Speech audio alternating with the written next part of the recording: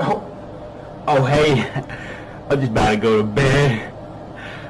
I know we couldn't Skype tonight, but that's alright.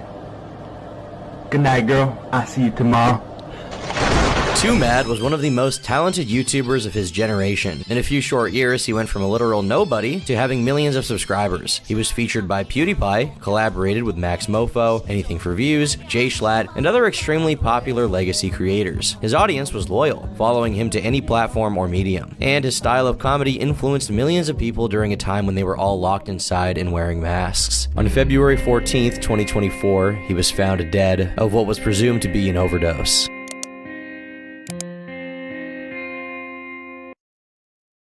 When Overwatch was released in 2016, it quickly became one of the most popular games in the world, with every content creator hopping on the bandwagon to try and capitalize. One such aspiring creator was a young man named Medea Sadiq, a 16-year-old boy living in Winnipeg, Canada. Now, Winnipeg is cold as f*** sometimes, so he had a lot of time to stay inside, and at the time, he was also lacking any real-life connection whatsoever. According to Twomad himself, he was basically mute throughout his time in school, and barely had a single friend. He was constantly getting into fights with people, and just had a very hard time growing up. The friends he did have were called Sony Vegas and Premiere Pro, so he got cooking. Inspired by old MLG montage parodies and YouTube poops, he began making what can only be called schizophrenic edits of Overwatch gameplay.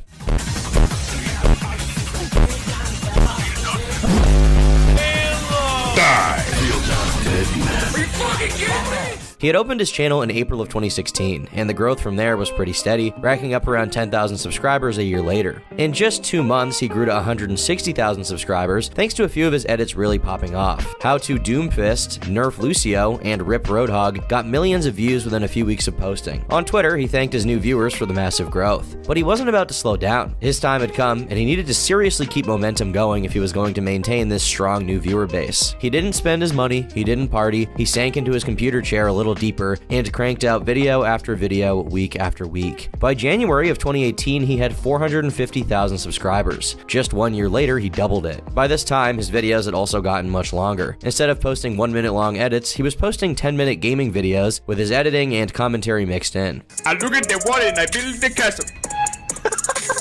I go to the fridge and I take me the goat. I go to my Xbox and I turn it back on.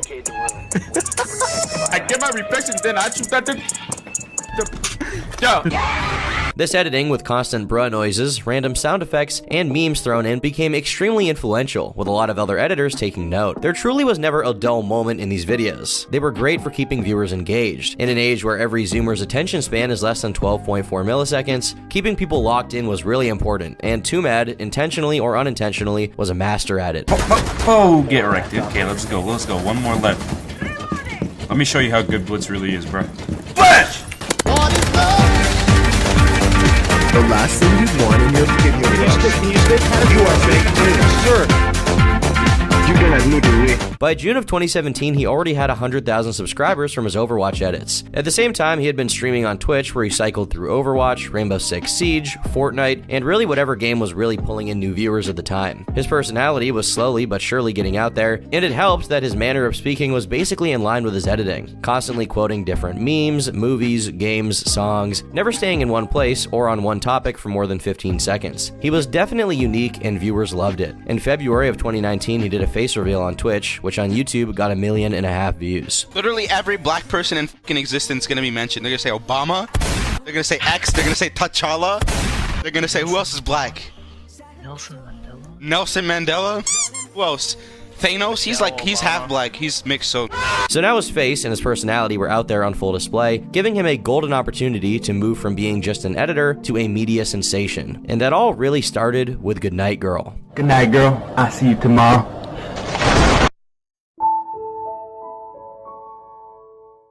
The Goodnight Girl meme came at the perfect time. Just a few months out from his face reveal, his audience was already familiarized with his appearance. This video, which portrays him as a lonely simp or Discord mod, telling his e-kitten it's alright she deprived him of attention, went absolutely viral. Instagram, Twitter, Reddit, 4chan, you name it, it was posted there to millions upon millions of views. And the clip itself is not like standalone, it's from a compilation of similarly cringe and hilarious bruh moments.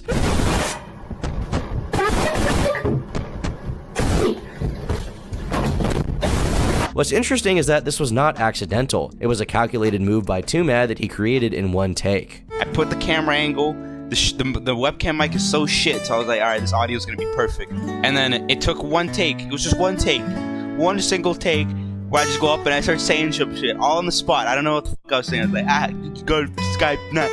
And I just did that, and I literally just let my legs slip under me, and I just fell straight on the ground. There's nothing there. The memes he would use, like the Baba Booey sound effect. You think that like North Korea is gonna pick it up and send an ICBM to my Canadian house? Saying bruh constantly. Bruh. And his poor impression of various ethnicities similarly spread across the internet and became synonymous with his brand. Around this time, the original Twomad channel was renamed to Twomad 360, and his old second channel became his new main. He also expanded his content from just gaming videos to literally everything. Live streams of him trying to sleep while his viewers sent text-to-speech donations to bully him.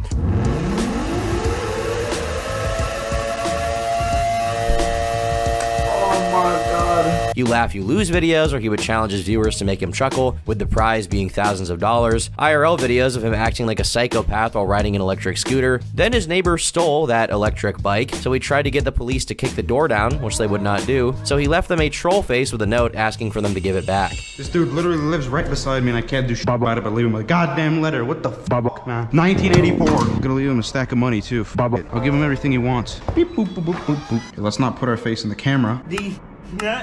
Your photo is required. I just showed Obama at work. What company are you delivering for? Building management. Gives me his name too. Thank you for that information. There we go. Let's open that up. Let's leave him the letter. Give him that lock so you know he can give it back. There you go, buddy. And we'll give him a little bit of money too. Give him about like $5 in the ting, yeet. And lock him up. Goodbye. Any random event from his life would become content. He went out of his way to enrage sensitive fan bases like K-pop stans. Now, dude, now you see this has 6.2 likes, right? There were like 2 other tweets with like 20K likes trying to get my removed. He was really killing it in the content department. At this time, he was also taking prescription Adderall to focus. He describes his thought process naturally as extremely random and all over the place. This drug allowed him to lock in creatively and actually get things done. I'm on fucking ADHD meds. Are you? What are you on right now? Dexedrine. 10 milligram daily dose. I have never even heard of Dexedrine. That sounds intense. Generic Adderall. Is it fun though? It's not necessarily fun. It more like it's like essential to function. It makes. Oh, do you like need like Adderall to function on a day to day? Adderall is. It tell you what, I don't need it, but it's probably a lot better if I use it. Otherwise, I'll just be like, bruh, moment all day, just like, hello, I'm thinking of literally the world. He was also smoking a considerable amount of weed at this time. Kush is all I need. And that good Kush and alcohol. I wake and bake and I'm just like, I don't need shit. But this cocktail, for the time being, didn't seem to affect him negatively. It allowed him to push past whatever his mental problems were to make content on a consistent basis. While his popularity was rising, Twomad was also on the move. Due to some complications with living with his family, he planned to move to Los Angeles, California, and one content creator who offered for him to move in was none other than Jameski.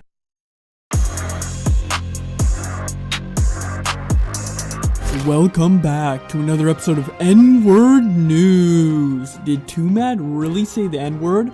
Well, according to Jameski, he did, but the thing is, Twomad's black. Jameski is a content creator who similarly came from a gaming background. You probably know him from his Uganda Knuckles VR chat videos that blew up a few years ago. These guys seemingly have a similar sense of humor and style of content. So where was their disagreement? In October of 2019, Twomad began tweeting out claiming Jameski was actually Russian and not Danish as he claimed to be. This kind of became a meme at the time with a lot of people spamming Russian text at him. James did not take this lightly and decided to post a big twit longer outlining his side of the story. James says he offered Twomad a place to stay, but their relationship had been deteriorating in the lead up to this move. He said that he hadn't spoken to Medea for a few months because he knowingly and purposely was harassing him over his PTSD speech problems. He said Twomad would go as far as to mock him for sounding alike to terrorists. Apparently, this really hurt his feelings coming from a friend. He also said that he would often use the N-word to farm emotes in chat, even though James asked him not to do it because it made a lot of people uncomfortable. He dropped the hard R multiple times in text chat and voice during streams, which is one of the reasons why they stopped streaming together. Now, to criticize Twomad for using this word is dumb because 1, based, and 2, he's black, so in the eyes of the world, he should be able to say it. Yo, the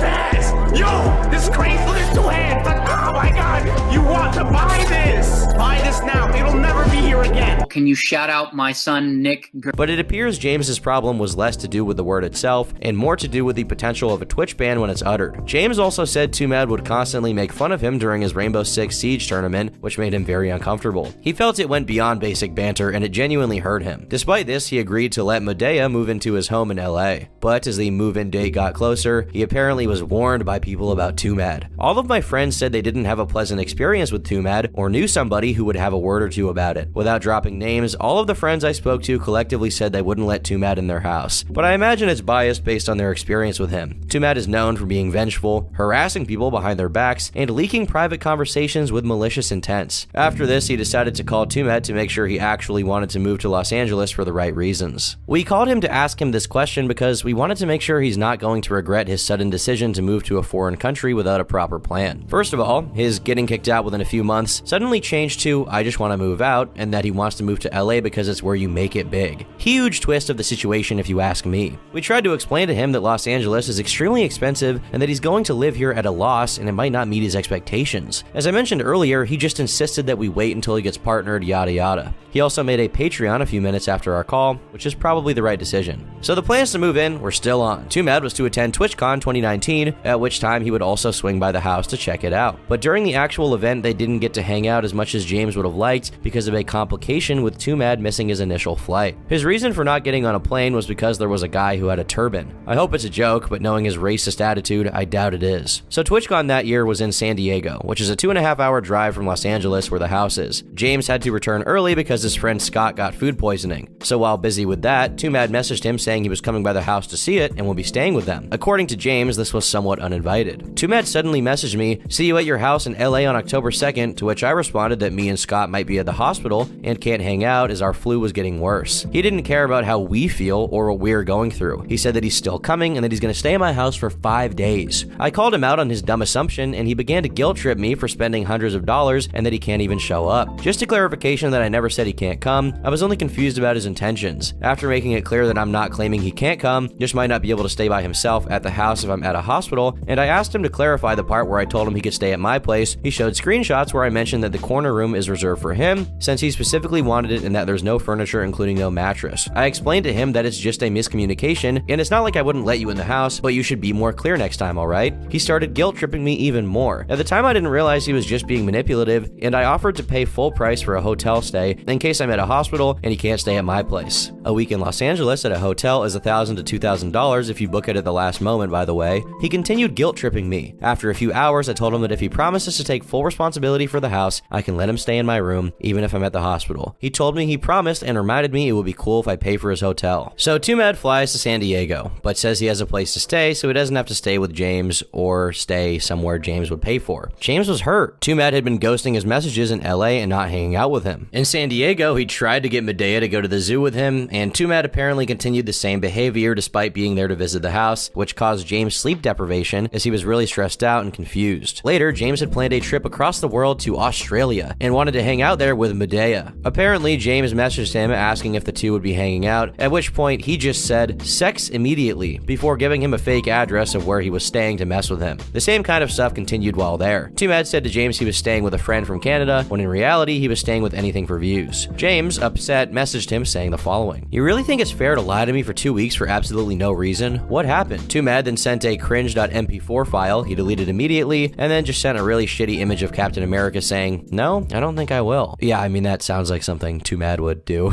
Eventually, James messaged Anything for Views about the situation. I spoke to Chad about this briefly. At no point did I say anything like, "Don't talk to Twomad, yada yada." I just shared my experience and how I feel about it. When Chad was saying that everything seems fine, I told him that's all that matters and I'm just sharing my experience. I don't know what Chad told Twomad, but a few minutes later, Twomad wrote a 1,000-word rant about what a bad person I am. He twisted the situation multiple times and tried to guilt trip me really hard, but it didn't work this time because I could see everything right through. The cherry on top was quit the pettiness. This is literally the definition of high school drama. Just leave me alone, man. I didn't bring this to the public because I didn't want drama. I didn't want our viewers to be involved, and I thought he was just a scum person who will move on after this. The only people who knew about the situation at the time were people who were around both of us and just saw it slowly develop. At no point did I call anyone up to get them against Twomad. The only conversations were just me sharing my experience and asking for advice because at the time I didn't realize I was being manipulated. Pretty ironic because Twomad allegedly went ahead and started trying to get get people against me behind my back almost immediately. Despite the "just leave me alone, man" part he said to me, he was tweeting at me all morning, targeting not just my tweets, but also replies to my fans. He blocked me on Twitter so I couldn't even see his replies. Worth mentioning, he has been deleting some of the Discord messages and then edited his manipulative rant. Good thing Discord shows the time of his edits. He also deleted me everywhere right after I got no contact with him. After reading all of this, I bet a lot of you are asking, who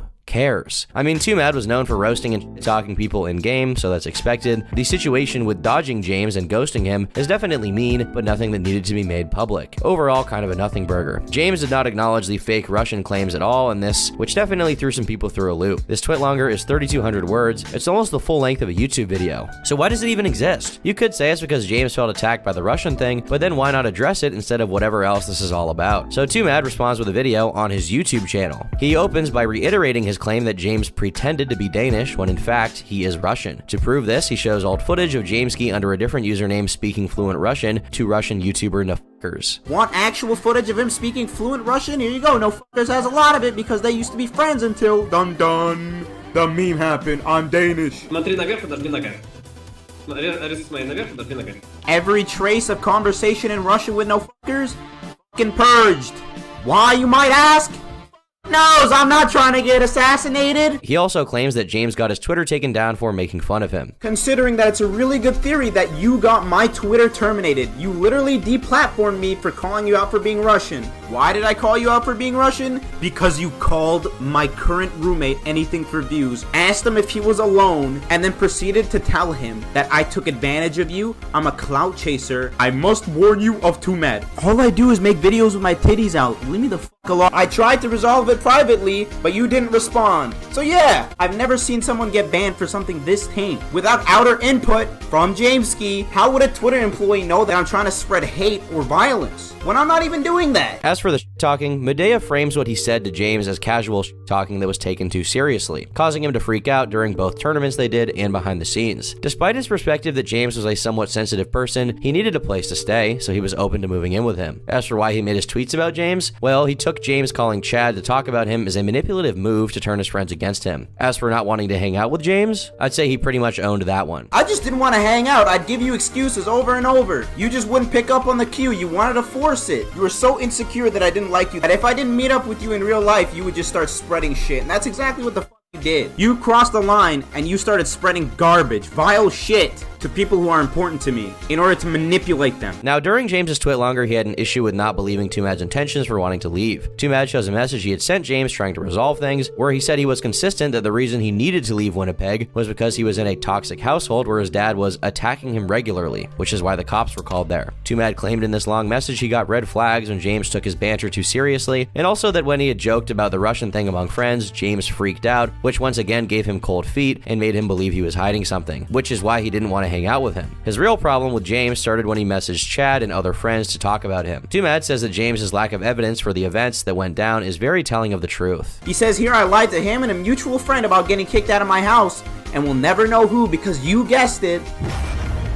He was claiming he's only got a few months and he needs help to move to Los Angeles. This is a complete manufactured fucking narrative. I had zero interest to move to Los Angeles. I wanted to go anywhere in the fucking continent. Like I said before, Jameski was just the first person to offer, and he ended up being in LA, and that's why I wanted to go to LA. Not the other way around like Jameski says it. This is how he tries to convince you that I'm a cloud chaser. He admits to saying the N-word, but said it's because it's just a part of his vocabulary, and James could just kick him off the stream if he thinks he's being out of line or going to cause a ban. He also says he did make fun of James, but nothing resembling harassment. Him making fun of James was more him making fun of the Russian accent instead of his PTSD speech problems. No, Jameski, I did not make fun of your speech problems.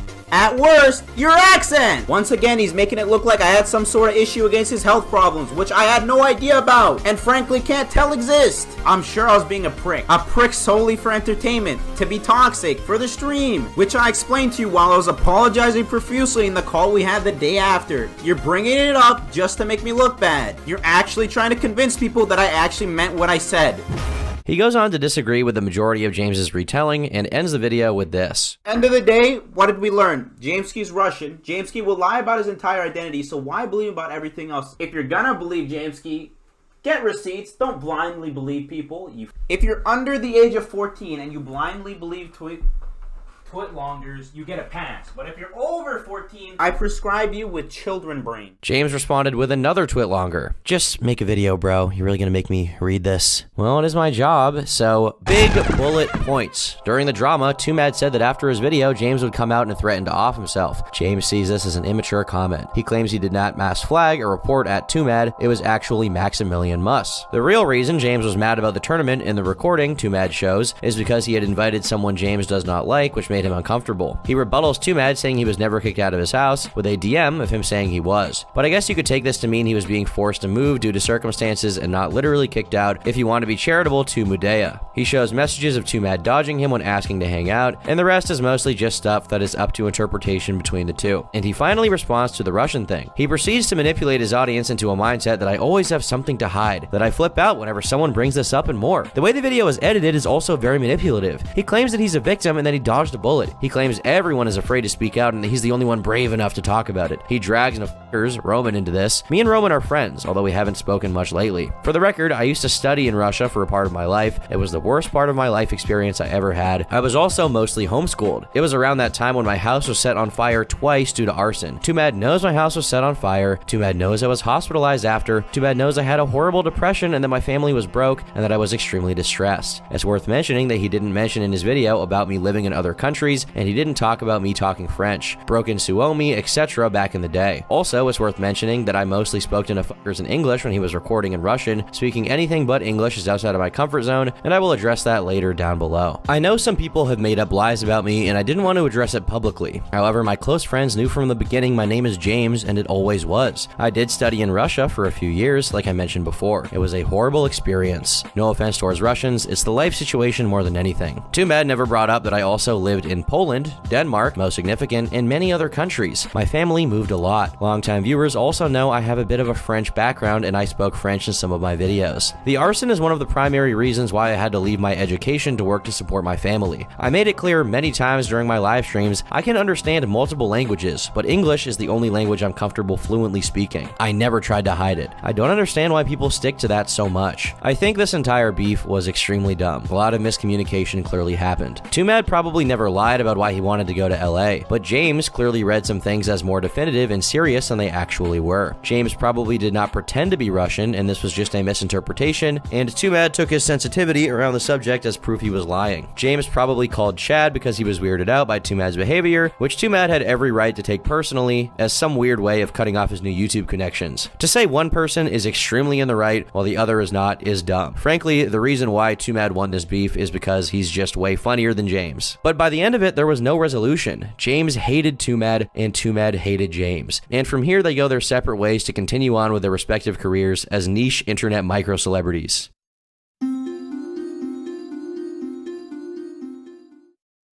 Shortly after this, during his trip to Australia, one of the first episodes of Cold Ones was released, starring the Sleepyhead himself. This is one of the most coherent appearances of Mudea ever released. He talks about his experiences during school and even reveals he never finished high school. But I think all parents are like, because they're boomers, man, they don't understand. They're like, you make money on the internet, like that makes us. I had the exact same problem with my parents. Yeah, your dad, right? Yeah. There's like a balance where they're simultaneously trying to look out for you and support. Absolutely, like, that's your how passion. my mom was looking at it. But yeah, I was because like, then it's like, you're a fucking dumb kid. You're not gonna make anything out of this. I want you to, get an education, then maybe blah blah blah. They didn't fucking get it. But like I said, I didn't even have subs and I knew I'd blow up. I just do it. It's definitely a risk, but it's a risk worth taking. I wasn't doing shit in school. All I did was get fucking in fights constantly and just fucking do nothing. Everyone wants to be a YouTuber. That's like the top one job. It's in surveys, it's the most requested job. I'm like, just finish school. Like, it's not going anywhere. Nah, fuck that. Not always you need to finish school. Like, if you're like me, school, I guarantee you, high school is not getting in the way of you making a YouTube video. Depends. Just go to school and fuck around then if you're not interested.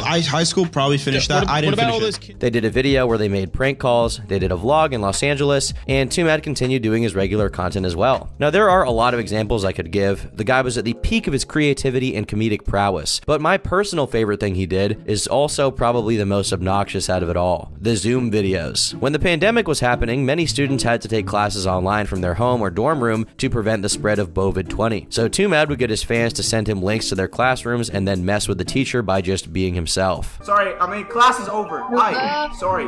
I'm sorry, you're gonna have a stroke. You're too old for this. Leave! Leave! Leave! Leave, bro, I'm telling you, man, fucking run! This video got 16 million views, more than double the hits of his second place video on the Twomad channel. He was absolutely killing it during this time, collaborating with Swagger Souls, Call Me Carson, Super Mega, really anyone who was remotely related to gaming or comedy stuff did something with Twomad. KSI couldn't stop laughing at his videos. Goodnight Girl was featured in PewDiePie's YouTube Rewind, which got 28 million views. He did a photo shoot with Belle Delphine. As far as influence goes, from 2019 to 2021, he was at the top of his game, and it seemed like no one could stop him. Not K-pop stans, not the principal of a school who he called while pretending to be his viewer's dad so he could justify why he brought Twomad's N-word past the school. Are people allowed to say the N-word in the school? Actually, if you look at our code of conduct, it is very specific in there about somebody making racial slurs. Oh, okay, so it's not allowed, but... Yes. But what if you check our and if you want to look, that's I'll have her give you a call. Wait, okay? wait, just 1 second. If the N-word isn't allowed, what if he has the pass? Does that allow it? Like the N-word pass? If he has the pass, he can say it, right? What pass are you referring to, sir? The pass, like to say the N-word? I don't know what I'm kind of confused. You're saying that he would have a card that would allow him to make a racial slur at school? Is that what you're saying? Yes, exactly. And this was a post-edgy YouTube. It wasn't 2016 with Filthy Frank and all of those guys. It was 2020 and 2021, and he just kept the spirit of the golden age alive. He even managed to get healthier and lose some weight. He was mewing, he was looks maxing even. Nice to see. It seemed like nothing could stand in his way, and he would continue on this upward trajectory. Surely someday he would be remembered in the YouTube Hall of Fame as a unique and innovative creator. Until one fateful day when he just stopped posting. The last video on the Twomad channel was posted in August of 2022. Meanwhile, videos being released on the Twomad 360 channel slowed to a crawl, and those that were posted became increasingly low effort. He just wasn't active like he used to be, at least on YouTube. On Twitter, meanwhile, he was posting incessantly, sometimes hundreds of times a day, just posting mostly incoherent bullshit. Not that his tweets weren't already that way, but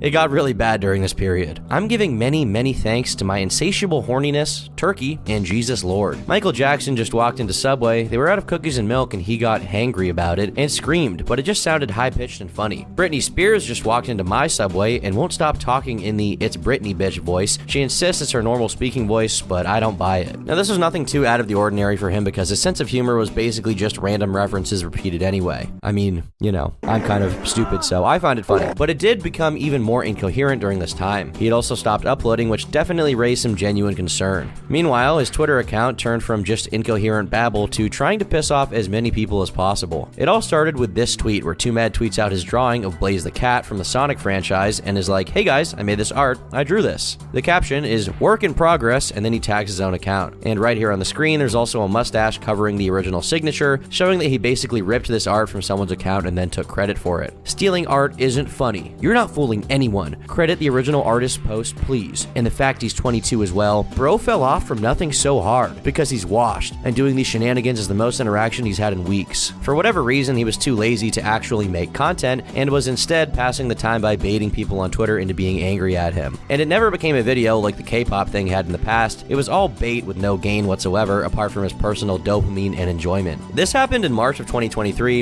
and he copied these events further as a means of baiting angry interactions on Twitter. Nothing substantial happened for a few months until the allegations were made public. During one of his attention-baiting episodes, Twomad mocked the death of a British trans girl named Brianna Gay by saying that she was his girlfriend. She was murdered, with the teenage pair who did it sentenced to life in prison for an exceptionally brutal killing, partly motivated by her transgender identity. I mean, there's just no benefit to saying stuff like that. Like, I was trying to tell him, I was like, dude, I know you're not a pedophile, but like, there's just no reason to like tweet the picture of the trans 16-year-old who's dead, like repeatedly, be like, she's so sexy. Like, there's no benefit to that. I even think it's funny. Like, I can acknowledge like there's a funny aspect to joking about something that's that f***ed up. Like, I almost get it, but it's like, just why? Like, why do that to yourself? You know the response you're gonna get if you're in that position, and right. He just seems to genuinely just not care. A lot of trans people on Twitter were upset about this, and with the hate swirling, a user named Goldie Bell took it as an opportunity to talk about her experience with Twomad. On June 24th at 1:41 a.m., she posted saying the following: "Twomad is psychotic. What he said about the trans girl is genuinely how he is IRL. He's way worse in real life. Most psychopathic person I've ever met. If you're reading this, Medea, this isn't an excuse to try talking about me again. I'm completely serious about involving the police." Spam from Twomad after I blocked him for SAing me. He made 6 burner numbers numbers after this to also spam me on, as well as Instagram accounts and a Twitter account. If you want proof, I have all of it. Just ask. You can see him send texts actively at the end of this clip.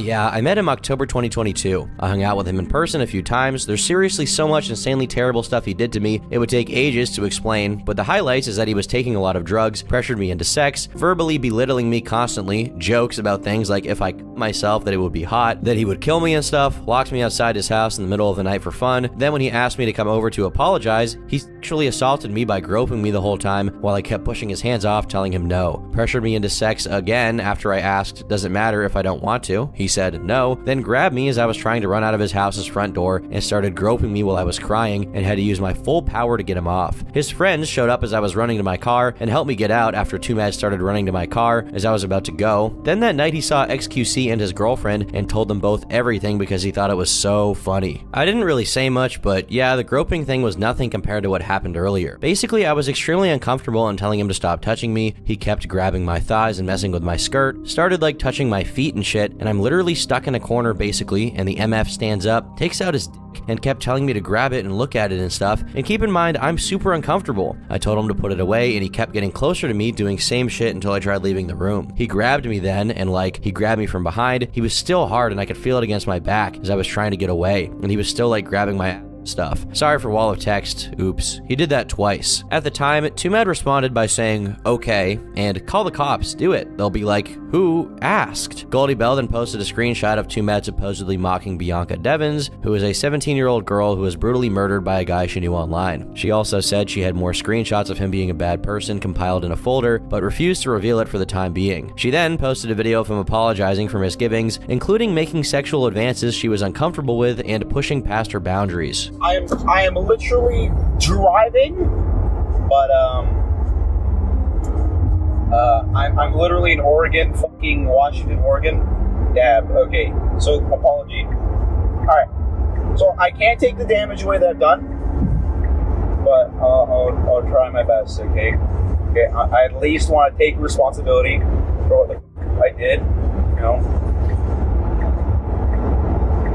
Like the way I treated you and like. At the very least, he seemed to admit some kind of wrongdoing, but what it was unclear, as was the severity. She then posted literally thousands of messages of him spamming her, acting like a nut job basically. Some people questioned if this was just typical Twomad behavior, while others speculated he had to be using some substance to justify spamming someone this much. While he wasn't on YouTube, he was still infrequently streaming on Twitch. The same night Goldie Bell posted all of this, he went live and made fun of her, saying she was desperate for attention and that the allegations were cookie cutter and dumb. Getting a real response out of him was nigh impossible. Nobody fucking believes you. Okay, actually, the first thing that I did was, I'm not that bad.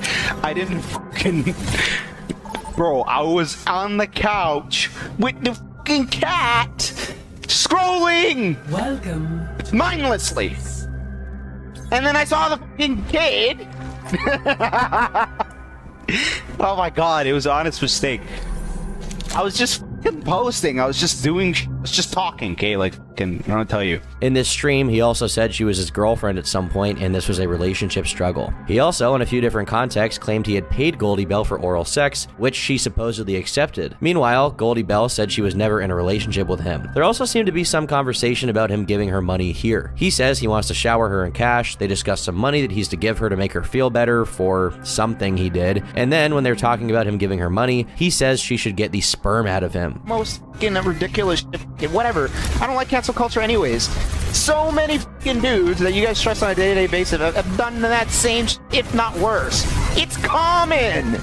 Him downplaying the allegations by saying this kind of thing, whatever the truth was, and saying it happens all the time, definitely didn't help him in the eyes of the public. Now, at the same time, this clip looks especially bad when taken out of context. He does, however, outright deny any sexual misconduct ever took place. Some of it's false. Like, she's over-dramatizing it. Like, I didn't sexually assault her, it just didn't happen. That never happened. That's her main headline, right? That's the main headline? Never happened. He also said she was mentally ill, which informed her supposed false allegations, as she was abused in her youth. The truth is that she was molested as a child, right? Okay, it happens all the time. and that makes it so like this, what happened to her is a lot worse in her fucking head. Finally, he reflects that had he not started shit with the trans community on Twitter, this may have never come out and he would have been left alone. You made this shit 10 times worse for yourself? Okay, yeah, if I wasn't doing that trans, I don't know if she would have posted that shit on Twitter. If I wasn't like wilding out originally. This is like a train, like I'm just having a train ran on me. In response to the apology video, he claimed it was a coerced confession. Meanwhile, others leaked messages of him spamming people for no response. When questioned about his harassment, he told people to end their lives, spammed even more, complaining about how his personality doesn't make up for his physical appearance, and more schizo babble. It was clear by this point that he had some delusions of grandeur, believing himself to be a few notches above the average man. He was also constantly posting memes about light yagami from Death Note. I mentioned earlier how he was consistently using stimulants and also marijuana. While both of these can have negative effects, their toll on your body in the short term tends to be much less extreme than with hard stuff, which by this point in time he was very into. Introducing ketamine. A big aspect of ketamine is in fact delusions. Ketamine is a dissociative anesthetic that has some hallucinogenic effects, and the more you take, the more these effects take hold. This is a drug he has referenced tens of times, and so at the time, many assumed he was frequently under the influence of the powerful psychoactive drug, which was definitely impacting how he responded to everything. But with most situations like this, they never actually escape the Twitterverse. This time, it did, when Goldie Bell filed a civil suit against him. On July 6, 2023, Goldie Bell, real name Isabella, filed a request for a protection order against Twomad or Medea Sadiq. She claimed she was being harassed by him through threats, both public and private. She also said they've been witnessed by James Prime, the real-life name of Jameski. She claimed it began in December of 2021 and lasted until the present. When asked if he had threatened her with a weapon, she said, "Respondent pulled his gun on me while I was standing on his front porch," which was caught on video and posted to Twomad's Twitter account. He owns numerous firearms. In connection with his threats, she posted a video to Twitter showing him firing his pistol in the air while sitting on his patio. She also claimed to have been sexually assaulted on multiple occasions, including coerced oral sex and intercourse. "I live in constant fear of my life. I am Isabella, and I am the petitioner in this action. I bring this petition because I fear for my life and safety. I am a 19-year-old art student. Beginning in November 2021, respondent Medea Sadiq sexually assaulted me on multiple occasions, and over the last several weeks has made private and public threats to my life, repeatedly harassing me online and by phone. Respondent also pulled a gun on me, which is captured on video, Exhibit C. I believe that respondent is severely mentally ill and unstable. I fear that he's going to harm me. I met respondent online in October 2021, shortly after I turned 18 years old. Respondent is a famous YouTube video creator with millions of subscribers and hundreds of thousands of followers on Twitter and other social media platforms. On or around November 21st, 2021, respondent invited me over to his house to spend time together. When I arrived at his door, he immediately asked me for my ID to verify that I was 18 years old. He then asked me to give him my phone, which I did. He then deleted our prior text message conversations on my phone and told me to leave. I immediately felt very uncomfortable and left after just 10 minutes. In December 2021, respondent manipulated me into coming back to his house to visit. He assured me that he would not make any sexual advances towards me and that he simply wanted to apologize to me for how he had previously acted. He gave me marijuana, and I quickly became intoxicated. He then returned to making advances. As we were watching a YouTube video together, he pulled out his penis and demanded that I give him oral sex. I was in shock and refused him over and over again. At that point, he placed himself between me and the door and began to get enraged. I knew he had multiple guns in the house and he was not going to let me leave. Because I was scared of what he would do to me if I continued to refuse his advances, I performed oral on him against my will. I was too intoxicated to drive home that night. His manipulation continued over the next several weeks, and he exerted sexual control over me, eventually forcing me to have sex with him against my will. I repeatedly told him that I was not consenting to sexual relations with him, and in an attempt to lure me back into his house again, he sent me a photograph of a contract he drafted, wherein he promised not to demand sexual acts from me, and he acknowledges his wild, uncontrollable psychological problems. A true and correct copy of the photograph is attached. By January of 2022, I had enough. I told the respondent that I would never allow him to touch me again. As I turned to run out of his house, he ran after me, tried to tackle me and grope my breasts. He seemed to find this funny. I was in tears and begging him to let me leave. When I finally got out of the front door, two of the respondent's friends happened to pull into the driveway. They saw my highly emotional state and asked me if I was okay. I told them I was not okay, and his friends acknowledged that the respondent was known to act this way towards women. At the time, I did not go to the police for fear of him retaliating against me. Shortly thereafter, respondent sent me a video of him apologizing for assaulting me. The video will be provided to the court at the evidentiary hearing. Over the last several months, respondent has continuously harassed and stalked, making several threats to my safety. His threats and harassment have become more and more alarming over the past 2 weeks. In the past, he's shown up to my apartment unannounced, and as recently as 4 days ago, under information and belief, he sent a package to my parents' address in Orange County. While I blocked his phone number, he set up 8 burner phone numbers so that he could continue to spam me, contact me, and threaten me. The text and spam messages number in the thousands. In one unsolicited direct message, he threatened, "School shooters are like tortured souls that fester in dark rooms with their misery. Is there a chance? Yeah. Like I might get a phone call from Jesus Christ to exhume your soul for the sacrifice, and unfortunately in this situation, I must do." Further, respondent repeatedly harasses and threatens me online, including on Twitter, which has provoked his large following of fans to join in the harassment. Just a few days ago, the respondent referred to me in a threatening tweet, watching Death Note to mentally prepare the most effective way to make this bitch jump out of her skin in her apartment. In another tweet while talking about me, the respondent posted a meme depicting 3 assault rifles with the caption, "Who's getting the assault rifle?" He further tweeted that he will burn my life to the ground and that he is plotting on the bitch. In another tweet, he bragged about sexually assaulting me. "What do you mean? I got a bunch of head and sex from her. I won. Lol." He continued, "Well, actually, it's around 30 when our students become successful. They kind of die inside in the meantime. I'ma get away with this shit." After being confronted online for essaying me, he tweeted to his hundreds of thousands of followers, "You know what? I would do it again." In another tweet, he posted a video of 2 birds mating with the caption, "So this is what I did to Bella, basically." Respondent continues to post photos of me in connection with threats to my safety. Examples of respondents' online and telephone harassment are attached here too as Exhibit B. Further, respondent is in possession of multiple firearms and his online harassment makes reference to his firearms. In between his threatening tweets, respondent posted a video of him firing his gun off on his patio at his home. Respondent is known for flaunting his significant arsenal of weapons online, and he appears to have a fascination with firearms. On one occasion, the respondent pulled a gun on me while I was standing at his front door. The act was photographed on his doorbell camera, and he posted the photo to his Twitter account. True and correct copies of respondent's gun-related activity are attached as Exhibit C. Fearing for my life, on or around June 26, 2023, I went to the Culver City Police Station and filed a police report, case number 233383. Officer Bo Railsbach suggested that I immediately hire counsel and seek a civil harassment restraining order. I am terrified that respondent is going to kill me and or continue to attempt to exert sexual control over me. Respondent appears to be severely mentally ill and unpredictable. The constant threats and harassment are ongoing, and respondent has caused me substantial psychological and physical harm. His conduct has led to my extreme anxiety, depression, and habits of self-harm. Alright, so with her main statement out of the way, let's get to the evidence. Exhibit A features a written apology that Twomad had signed saying he would agree to not demand sex from her. It was apparently a sleeper agent code word which would make him be forced to admit how he was scaring Isabella and apologize for his actions. Past this point, most of the evidence regards Twitter posts and messages Medea made and sent to Goldie Bell. Exhibit B shows that Discord message of him saying school shooters are like tortured souls, but he has a life worth living. The next one shows him saying, "Is there a chance?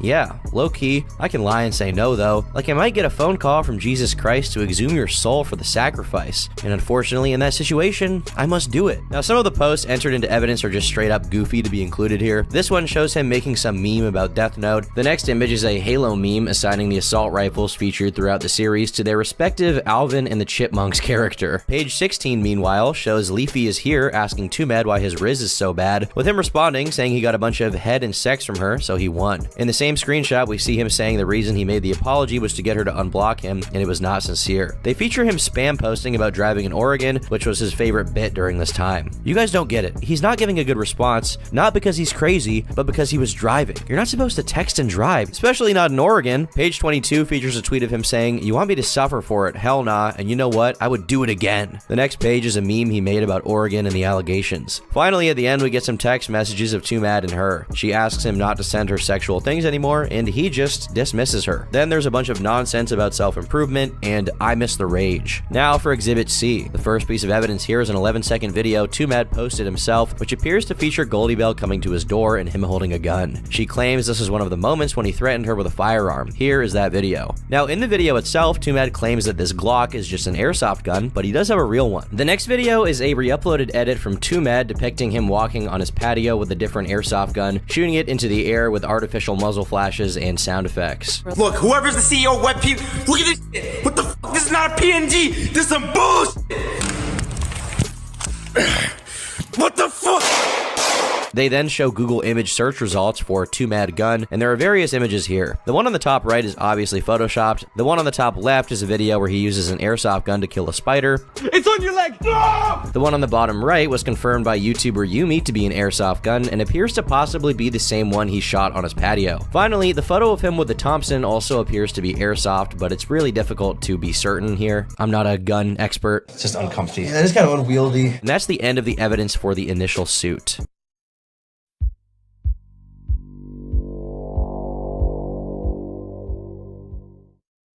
Now, the purpose of this suit, to be clear, is to secure a protection order for her so that the court orders Twomad to stop contacting her altogether, which honestly is a valid motivation considering the fact that he was constantly going schizo on her and wouldn't stop contacting her. He incessantly posted about the situation after it all came out with vague memes and directly addressed her. In August of 2023, he called into the TBH podcast to respond to the allegations. I deny everything. Okay, I did some of that shit.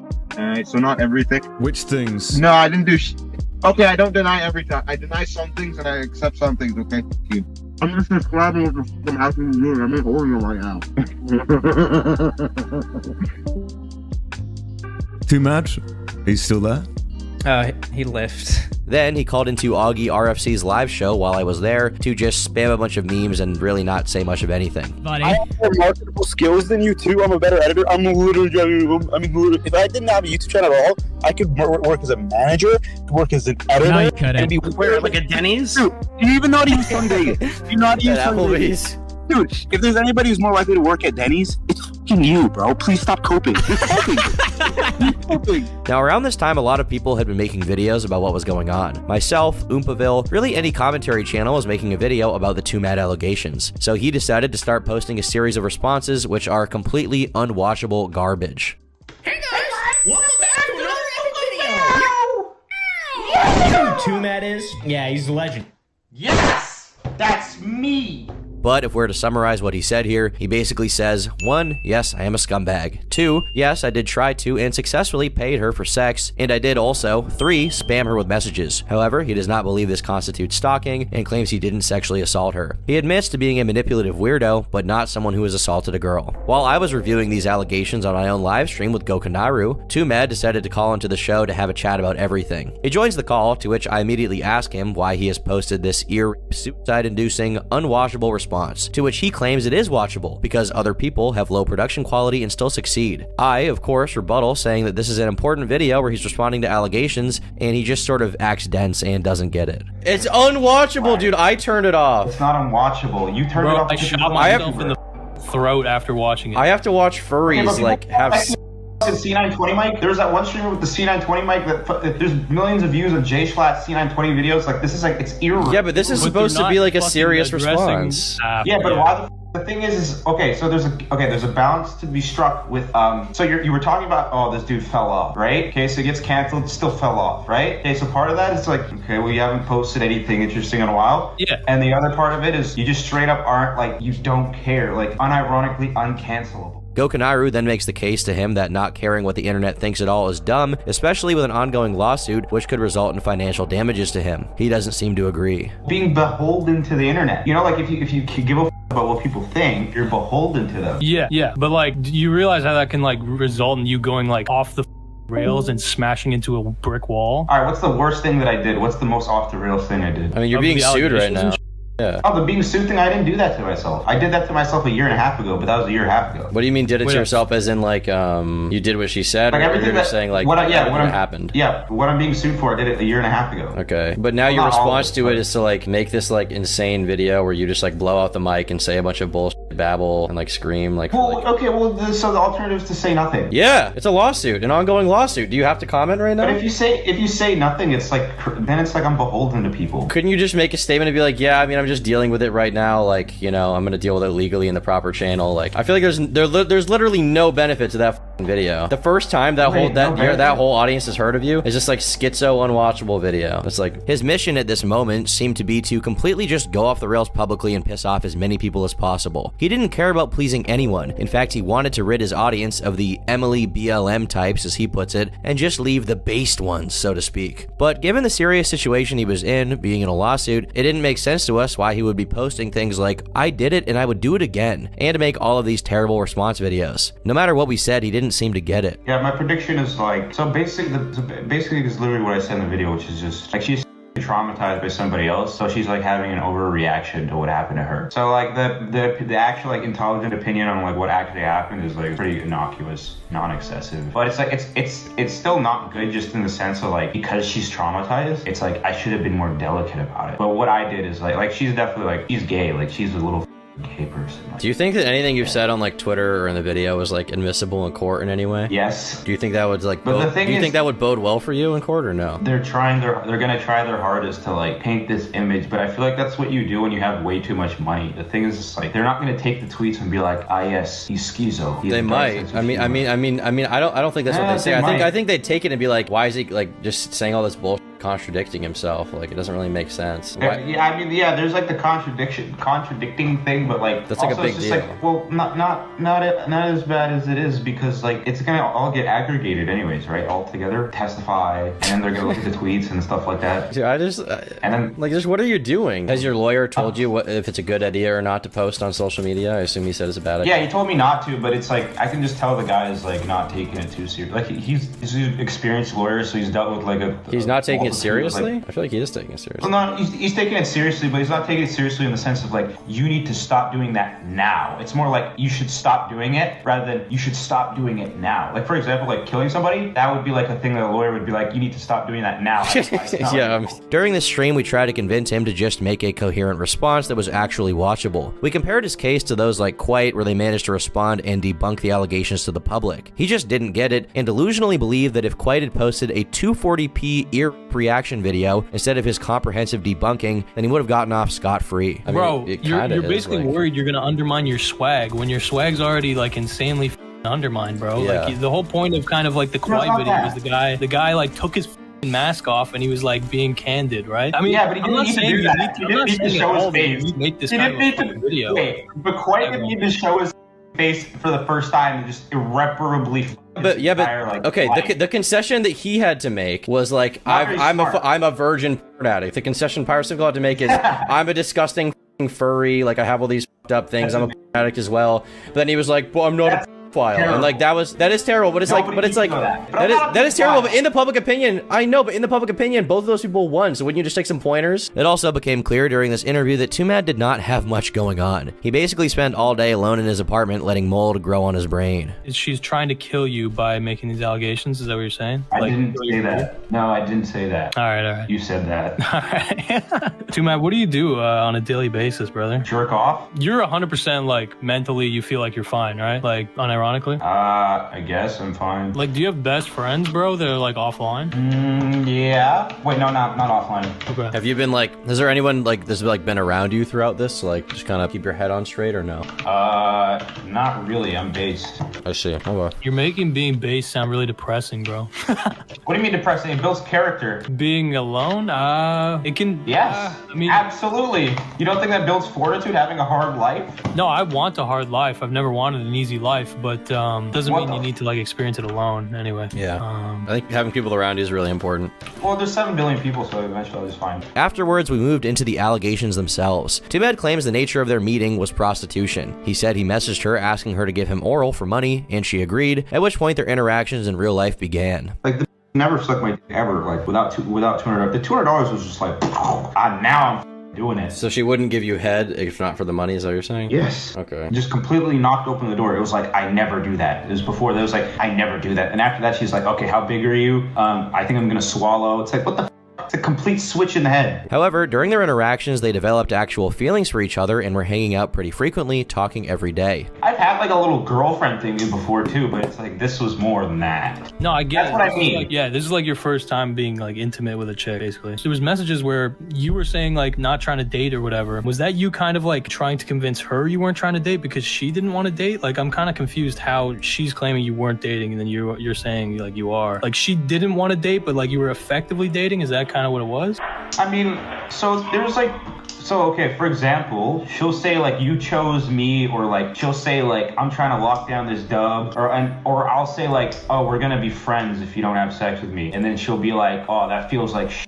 Stuff like this, or it'll be like it's just like I don't know what the distinction is. Like, It's the only thing I know about like an intimate relationship with a woman. It's like, yeah, it's like I've had little friendship things, but it's like I've had like a little girlfriend thing before too, but it's like this was more than that. He considered it to be a relationship, although keep in mind, he had never had a girlfriend, so it's hard to say what his understanding of that would be. And this brings us to the night Isabella describes in her lawsuit. In Isabella's version of events, Twomad wanted her to come into his home and told her he would not make any advances. He then gave her weed and returned to making those advances. She says as they are watching YouTube, he pulled out his penis and demanded oral. She refused over and over again. Then he places himself in front of the door, becoming angry that she won't give in. She said she was scared because she knew he had multiple guns and was not going to let her leave, so she gives in. During the live stream, some of these interactions do seem to line up. According to him, she comes inside, they go upstairs, she sits down on his bed and calls him an incel. He starts touching her right away and making advances. She shoves his hands off. He does it again. She gives him a strange smile and shoves his hands off again. He advances again. She declines and says stop, and Twomad says that past that point nothing happens. During the same night though, he started touching her toes, and she says she's gonna drive home if he keeps touching her. And according to Twomad, this is where the interaction ends. I'll also let him speak for himself here so you can hear exactly what he said. This time with the gun was the second time you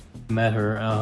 What goes down then? I don't know if it was the second time. It probably wasn't. But yeah, she comes inside, and then we go upstairs. This is me telling you exactly like what happened with this girl. Yeah. I feel like it's like the first time I did this. Okay, so I remember that we went upstairs. She sat down in the chair and just complaining about, oh, you tell me to cut myself. You don't like women. You're like an incel. Blah blah blah blah blah blah. She's always complaining about some stupid shit.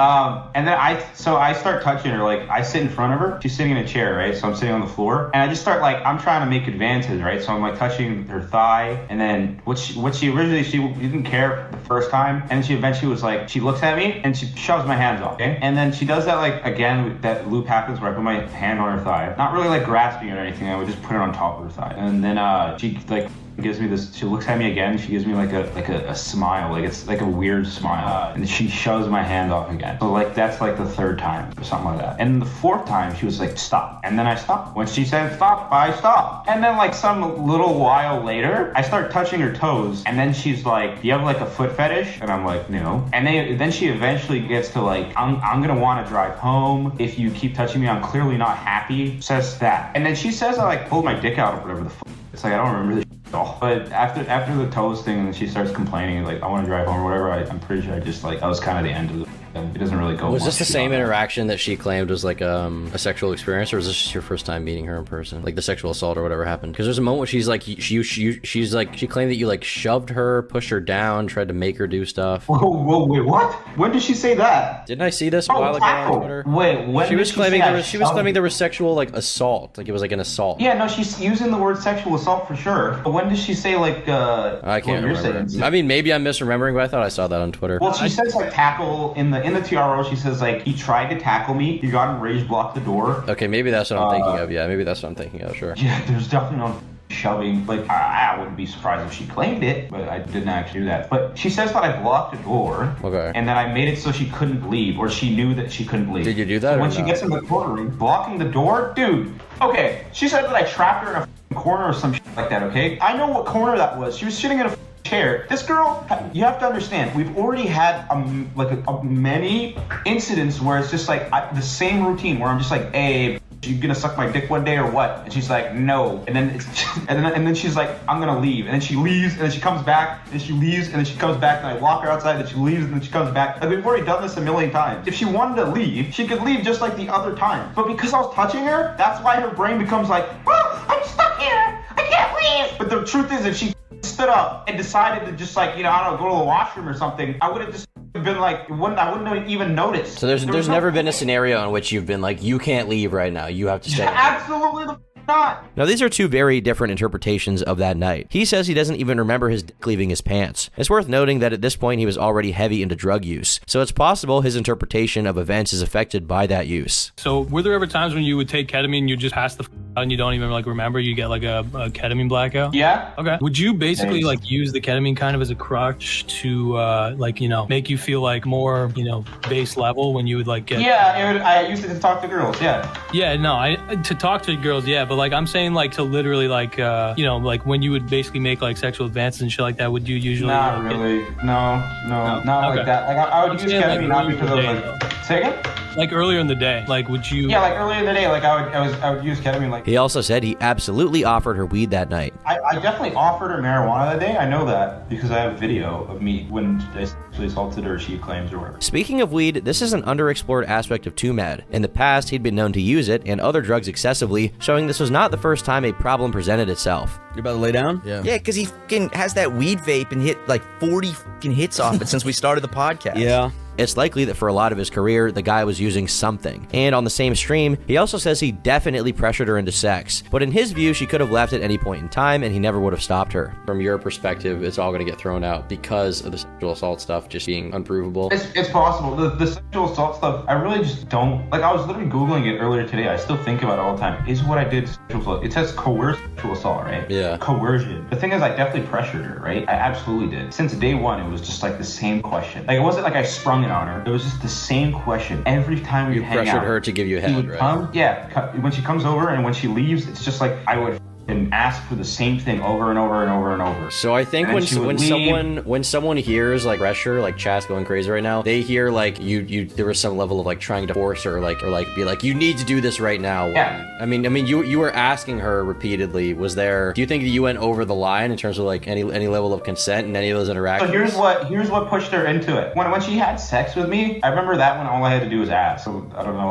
That was easier. I feel like all I had to do was like keep asking her over and over. She eventually was like, okay, in the week, when my period's over, we can have sex. So that was a dub, which then she claims is sexual assault. We agreed to it days before. What the You're saying you did not force her, you just asked her, and then eventually, like, if she wanted out of that interaction, she could have left at any point in time, but she didn't. She stayed. Yeah, she absolutely. And eventually she agreed to have sex with you. Like, you weren't keeping her in a house or anything, right? Yeah, she says that I used guns. I had guns. Okay, so what she says, I have guns. She knew that I had guns in the house, and that she knew that I wouldn't let her leave. What the Why would I stop you from leaving for the first time? This is a repeat of every night we ever hung out where you come and go. I'm like a virgin. It's not like I know what I'm doing. I don't know how to secure sex. If I knew how to get sex from girls, I would have done that. It's not that. It's just like my way of getting sex is literally just asking them, can I please cunnilingus? Can I please? Like, Zemo Nitro says he nagged his way into sex, douchey move, but not sexual assault. I mean, that's what it sounds like from his perspective. Like, he just asked her enough and eventually she said yes. Like, as far as pressuring, I think when people hear pressuring, they think like you were like, you need to do this right now or I'm gonna kill you. But here's the thing, you're saying you didn't say that. Yeah, okay, there definitely, it wasn't killing, but it was just like, were you just like begging her? Is that what it was? Like please have sex with me? There was begging, there's the begging, there was always begging, but there was an ultimatum. Like when she had sex with me, it was just begging. When she sucked my balls the day like I sexually assaulted her, she claims, I gave her an ultimatum. And the ultimatum was like, you either suck me off or I'm gonna stop hanging out with you? Yeah, it wasn't even stop hanging out with you, it was just like, we can be friends. And then a fucking switch in her brain flipped, and she started walking towards my bedroom.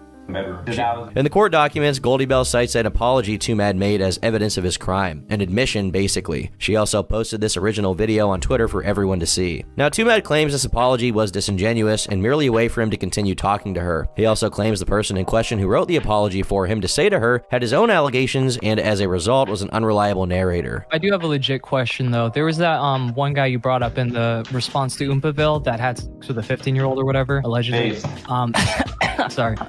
Do you have is there any evidence that he's the one that wrote all that? Like the apology? Did he write it out? No, it's just like he sends me a text message, he's like, rewrite it so she doesn't know. Like, yeah. Oh, okay. So I don't really mention that a lot. So that's a disregard for truth, right? She knows that it's not a true apology, she puts it on the internet. That also the defamation case. She knew that? Yes, she knew that. I'm not basically, there was this situation where you were, the whole driving in Oregon meme comes from, you're driving, reading the apology. You claim that apology was written by someone who later turned out to be some kind of creep himself. Like, what is your, I guess I was curious if you could go deeper on that, like who that person is. That guy, he was an opportunist that he saw the opportunity of so she has roommates, right? He's like an opportunist. He saw it as a chance to get with girls. That guy. Who is that guy? Who is that guy? Just some kid who had a DJ career that got destroyed when everybody found out that he was having sex with a 15-year-old. How old was he? You didn't know? He was 19. You didn't know that while you were hanging out? No, I did know that. At some point somebody told me that and I was like, that's weird, and I just kind of ignored it. Okay. You just kept hanging out with the guy? Not really. I didn't hang out with the guy very often. You gotta understand. He's just a guy you knew? Okay. I met him 3-4 times, something like that. Yeah, it's just like, well, the thing is I don't have friends IRL. I saw him as many times as I saw Bella, you know what I mean? That's one of the closest people I knew in here in LA. It's not Yeah. How many times you see Bella though? Like roughly? like 4 or 5 times, something like that. Less than 10. Did you end up seeing her after the Oregon apology? I don't think so. Okay. And then you texted her apologizing, like more meaning, like actually meaning it afterward, right? Yeah. Okay. And what? So when you actually felt like you meant the apology, what were you apologizing for? Plenty of stuff. I was saying like all types of things, like psychopath, sociopath, doing drugs. Because you're saying now that she was saying you can whatever essayed her while you were in the relationship. So now I'm trying to understand, like, what were you apologizing for? Were you like doing like a lip service apology for the SA stuff, even though you didn't mean it? Oh, like... yeah. One part of it is that, well, I wanted her to forgive me. That's one. So that meant buying into her delusions so I could like get her to forgive me, right? And then the other thing is like, I don't know if I meant it in the sense of like, I felt treated like a bad boyfriend. I don't know if I meant it as like a sincere apology. It's the most sincere one that I've given her, but it's like, it was mainly because I wanted the girl back, right? One thing they don't disagree on is the obsession he had with her. Goldie Bell claims she was harassed and stalked by Twomad, which is part of why she needed the protective order against him. He would use alternate phone numbers to message her a bunch of nonsense, spamming I Miss the Rage, which is a Playboi Carti song famously covered by Mario Judah, over and over and over and over. He sent her the Easter Island emoji hundreds of times. He said Donda about 1,000 times. And he also sent her messages trying desperately to convince her to speak to him again. I know there is nothing I can do to take away the damage that I have done to you, but at the very least I want to take responsibility. The way that I treated you and viewed you was not okay. I pushed past your boundaries for only the benefit of myself. I made sexual advances that you were clearly not comfortable with, and I chose to ignore it. I regret all of that so much. As for the kind of jokes that I made, it was never my intention to make you fear for your safety, but I understand now that's how I made you feel. I am sorry. As if this was all not enough for you, I acted very obsessive after I realized you had left. I am working hard in therapy to correct the parts of my brain that allowed me to act like this, and I'm going to make damn sure I never repeat these actions to anyone else. Enjoy, love. I'm good. In these messages, it's clear he knows he did something to her, but doesn't really specify. Regardless, he continued messaging her for weeks. When you were spamming her fucking messages, okay, what time was that? Like, at what point in your relationship is, you know what I mean? I did that all time, but I don't know. Why did you do that? Were you just like desperate for her attention, or? Sure. Like you were in love type of thing, but I get. Oh yeah, no, I was completely infatuated with this girl. That's why I also say like, oh, you're like dating or whatever. Because I don't know, man. Like I was very invested. That's the word I need to use. Yeah. Very invested. Very were they're not like. I guess it's like you were invested. I just feel like I don't know. There must have been other girls you could talk to. You're like famous. No. There's no girl that was nearly as invested with this girl. So it was just a fixation on her in particular. I see. I mean, like people don't want to use the word dating, but it's like, bro, yeah, invest. I had large stonks. Was she invested? 500. Yeah, I think so. Yeah. There are a lot of other interesting pieces of information from this stream that iron out some of the details the public has been confused on, at least from Twomad's perspective. One thing he says was that during the sexual encounters he had with Goldie Bell, he actually didn't even enjoy it, but he claims that she did. Is there any point where, while you were or doing whatever that she switched up during that? No, when we were having sex, it was like, I don't know, she said when she did tell me like after we had sex, I was just completely like grossed out and like I don't want to do that again. I was like, I need to take a shower. And then she was just kind of like whatever. She was like laying down on the bed, like face down. And then like later on, she was like, well, I enjoyed myself. And then I just sort of said nothing. I was like, I didn't want to tell her like I hated it or whatever, but she was like, yeah, she enjoyed it. She enjoyed herself? Is that what you just said? Yeah, she said she enjoyed herself. Okay. She said, I enjoyed myself because I was giving her signals that I didn't like it. Keep in mind, Twomad was also a virgin before he met her, and here he is saying all of his times having sex weren't even enjoyable. After a good amount of conversation, Twomad actually sent us a video from the night of the apparent incident, which we were able to watch in full on screen. The camera is pointed at the ceiling, but we can still hear their dialogue the entire time, which clues us into what happened. Maybe I am insane. I could because I can see that reality in my head where I'm like, I come off like crazy, like the shit I'm saying is just out of place, and like it's like maybe I'm just not in the. I don't have the perspective. Can I ask why you recorded this? Like, I don't know. I guess it's because like it was like touching her or whatever. Did you foresee? It wasn't because you foresaw like maybe something would happen later. I don't know. I mean, like it was always like a question in my head, like she could cancel me or whatever. Okay. And then there's the cut yourself thing, and then that really made you angry, and that made you like and I can understand that there's like tension with like. What's the cut yourself thing? I made a joke about how she cuts herself or whatever.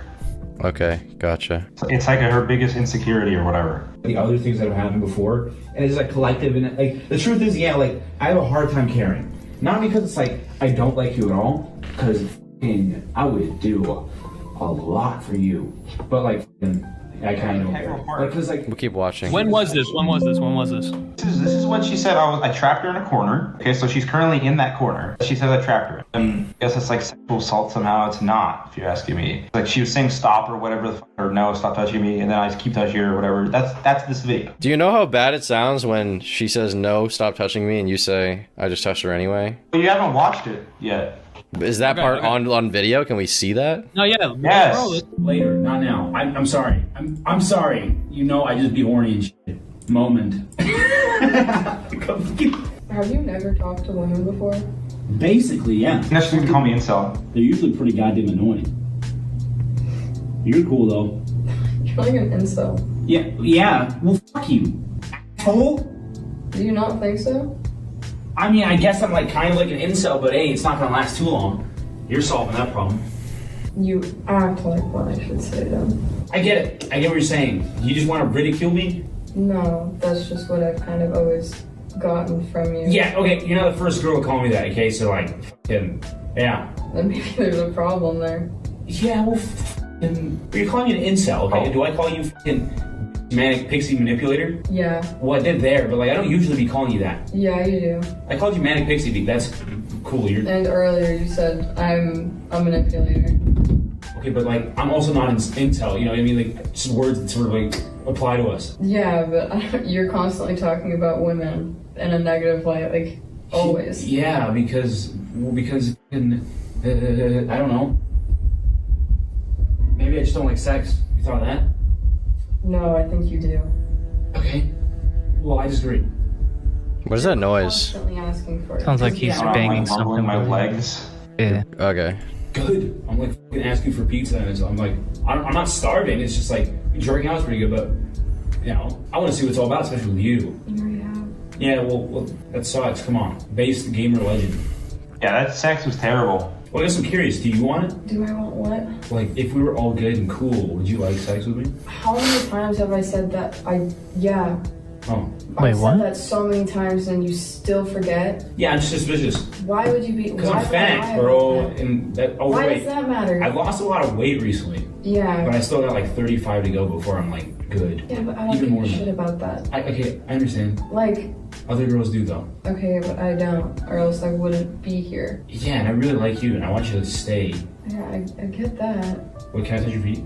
No. Was this the last time you talked to her? No. Okay. So, like, was this the first time you recorded a conversation with her like this? I think so. Maybe. Okay. Ain't I the coolest motherfucker you ever met? You're one of the, like, I've never had somebody treat me as horribly as you have. Ever. Okay, I'm curious. So you think? Is there any chance I could touch you ever? Right now? No, hell not now. Not even today. But I'm saying like one day. Like, are we gonna be out? Do I have a chance? I don't know. Okay, I'll take those chances. Very low chance. Ever? Yeah. Dude, you've done this so many times. Aw, shit. Why would I? I have nothing to gain. Literally, like, the entire time that I've talked to you, it's like, it's good, and then it's horrible. And then you don't care, and so I'm the one that has to deal with it, and then I don't talk about it because I sound like a fucking idiot. I feel the same way. You said you don't care. Do you know what I mean when I say I feel the same way? No. The way you describe it, that's how I feel too. I don't like admitting it, but like, just know it's like the same for both of us. Twomad, one question I'm getting from chat from Ruben Sim says, can you ask me if he considers himself a sociopath? He doesn't seem fazed by how upset she is whatsoever. He's upset? I don't know, she's always fucking doing this shit. I think you are incredibly difficult to trust. You will not change the way that you talk because you've already made it very clear that you don't care. Yeah, I don't think anything's gonna change. You do not understand how much you have put me through and how much I've put up with. I understand it's a lot. Yeah. Probably feels like hellfire.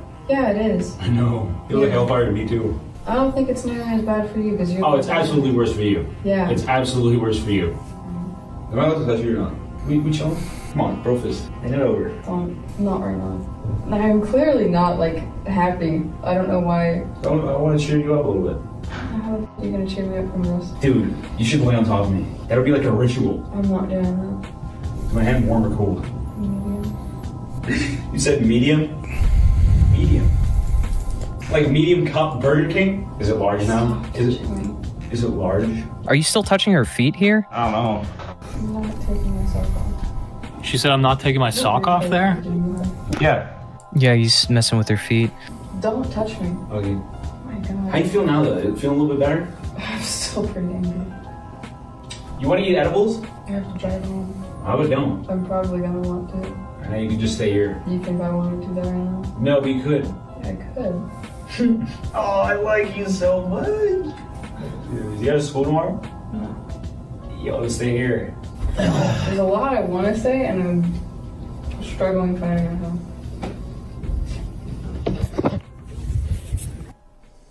All right. After this stream, I got added to a group chat with other drama channels to talk about the allegations. A bunch of people were in there, and for the time I was there, it consisted of everyone trying to convince him to take the allegations seriously and make a proper response because his goofy, aloof attitude towards it all was making him look guilty by default. He was also working on a WordPress website at some point to prove his innocence, but I don't think that was ever finished. Meanwhile, his tweets were as schizophrenic as ever. Twomad will remember this. Guys, you can't make edgy jokes. Freedom of expression is Jover, demonetized. Kinda having everything happen all at once. Maybe it's ADHD, I don't know. I think I need a new lawyer. In any case, I won't kill myself or whatever, but I will lose faith in humanity forever if I don't get vindicated. Bowling noises intensify. Lord knows the community is itching for some drama to get knee deep into. This might be compelling. He was basically begging for someone to make a video debunking the allegations for him so he would be off the hook. He asked me for as much in DMs multiple times. He also asked me to loan him like $40,000 to pay for his lawyer, which he said he would then pay back tenfold if he won through making more videos. Gotta say, not the most enticing offer. Ultimately, Goldie Bell's restraining order was granted. Twomad was to not contact her for 3 years. Whatever the truth of what happened between them, he had no formal criminal charges and was a free man. Many expected him to turn a new leaf and get back to making the content everyone loved from him. Why wouldn't he? Unfortunately, that just didn't happen. Instead, his brain began to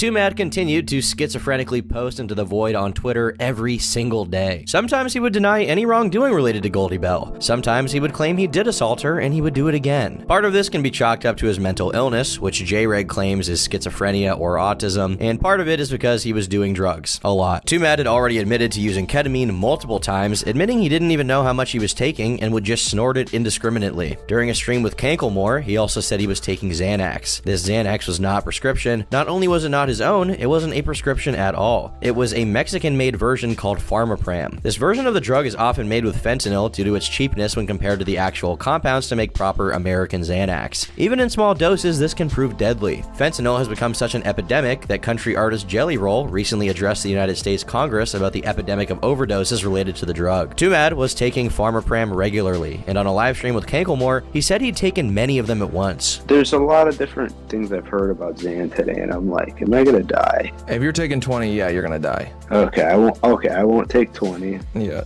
probably don't even take 5. If you take, like the way you said you blacked out one, if you take 3, you're gonna die. I took 5 already. Today? Yeah.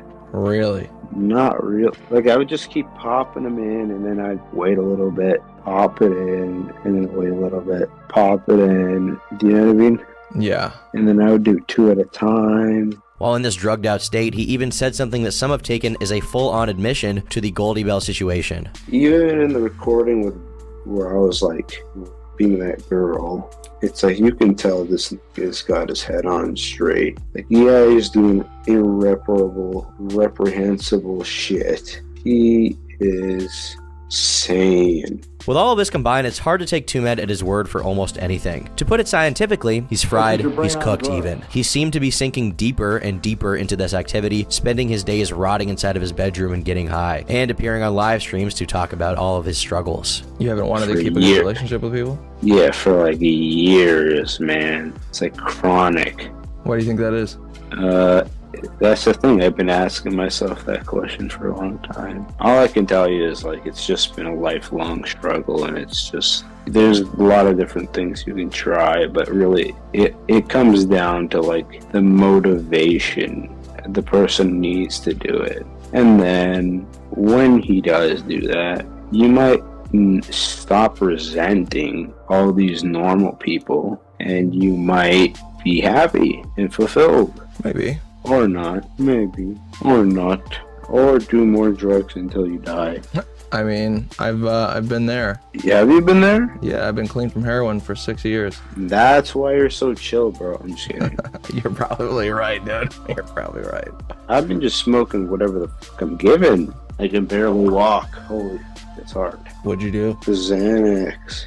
Oh shit, I used to have a little bit of a... I went on a bender in Xans once. I think that's what I'm gonna start going into soon. Oh, Xanny bender? Yes. That's the worst kind of bender. Why? Okay, so if you get addicted to Xanax and you want to get off of it, it'll fucking kill you. Well, I don't think I'm gonna get addicted. Yeah, I didn't either. Okay, that's terrible news. He was sinking further into his addiction to the point where he would take anything. Weed, Adderall, Xanax, ketamine, meth even. All of this was supposedly a part of his regular waking diet. He couldn't even walk, sometimes he was so deep in it. This is an extremely hard thing to pull yourself out of. In late January of 2024, it seemed things may be getting better. He messaged Kanklemore saying he was actually sober. This news didn't last very long. Within days, he was posting videos on Instagram of his ramblings, describing his life in no uncertain terms. Okay, so it's like this, right? You had 3 lawsuits, and then you're like 22 year old. You smoke ketamine meth combination. And then what was the thing? Like, what was the thing in the beginning? Oh, sorry, don't chill. But I make loud noise, motherfucker. Chill. Okay, wait, go back to the thing I was gonna say. What was I gonna say? What the fuck? Dude, bro, I haven't had good... No, I didn't say that. No, it's a bar though. Say it, dude. No, I'm not gonna say it. No, I'm not gonna say it. What was I gonna say originally? On his Discord server, he was streaming his activities to his mods while tripping out. What the fuck is going on with this nigga, dog? The fuck is going on with this nigga? Why is he taping his fucking arm? This nigga think he in Dead Island. What the weapon is he making? What is he gonna do with that dongle? His final live stream was on February 8th, 2024, and featured him once again spamming gibberish to his audience. Many believe the following video as him foreshadowing his own passing. It's the question you cannot answer ever. Why did I kill my... No, don't say that. Say it! Say it! Stop the internal conflict and say it! Sorry, I don't mean to yell. It's fuck, they hear me. My neighbor. On February 14th, 2024, TMZ reported that Twomad had died of a possible overdose. The internet erupted at the news. On Twitter, there was a celebration. Hundreds of thousands of people cheered on his death. Many of them were unaware of the details of the allegations, and instead cheered it on because he was racist and transphobic. Those that did know about the allegations mostly expressed confusion. On YouTube, fans expressed disappointment in comment sections. They took to the most memorable videos and podcast appearances to mourn the death of a talented creator.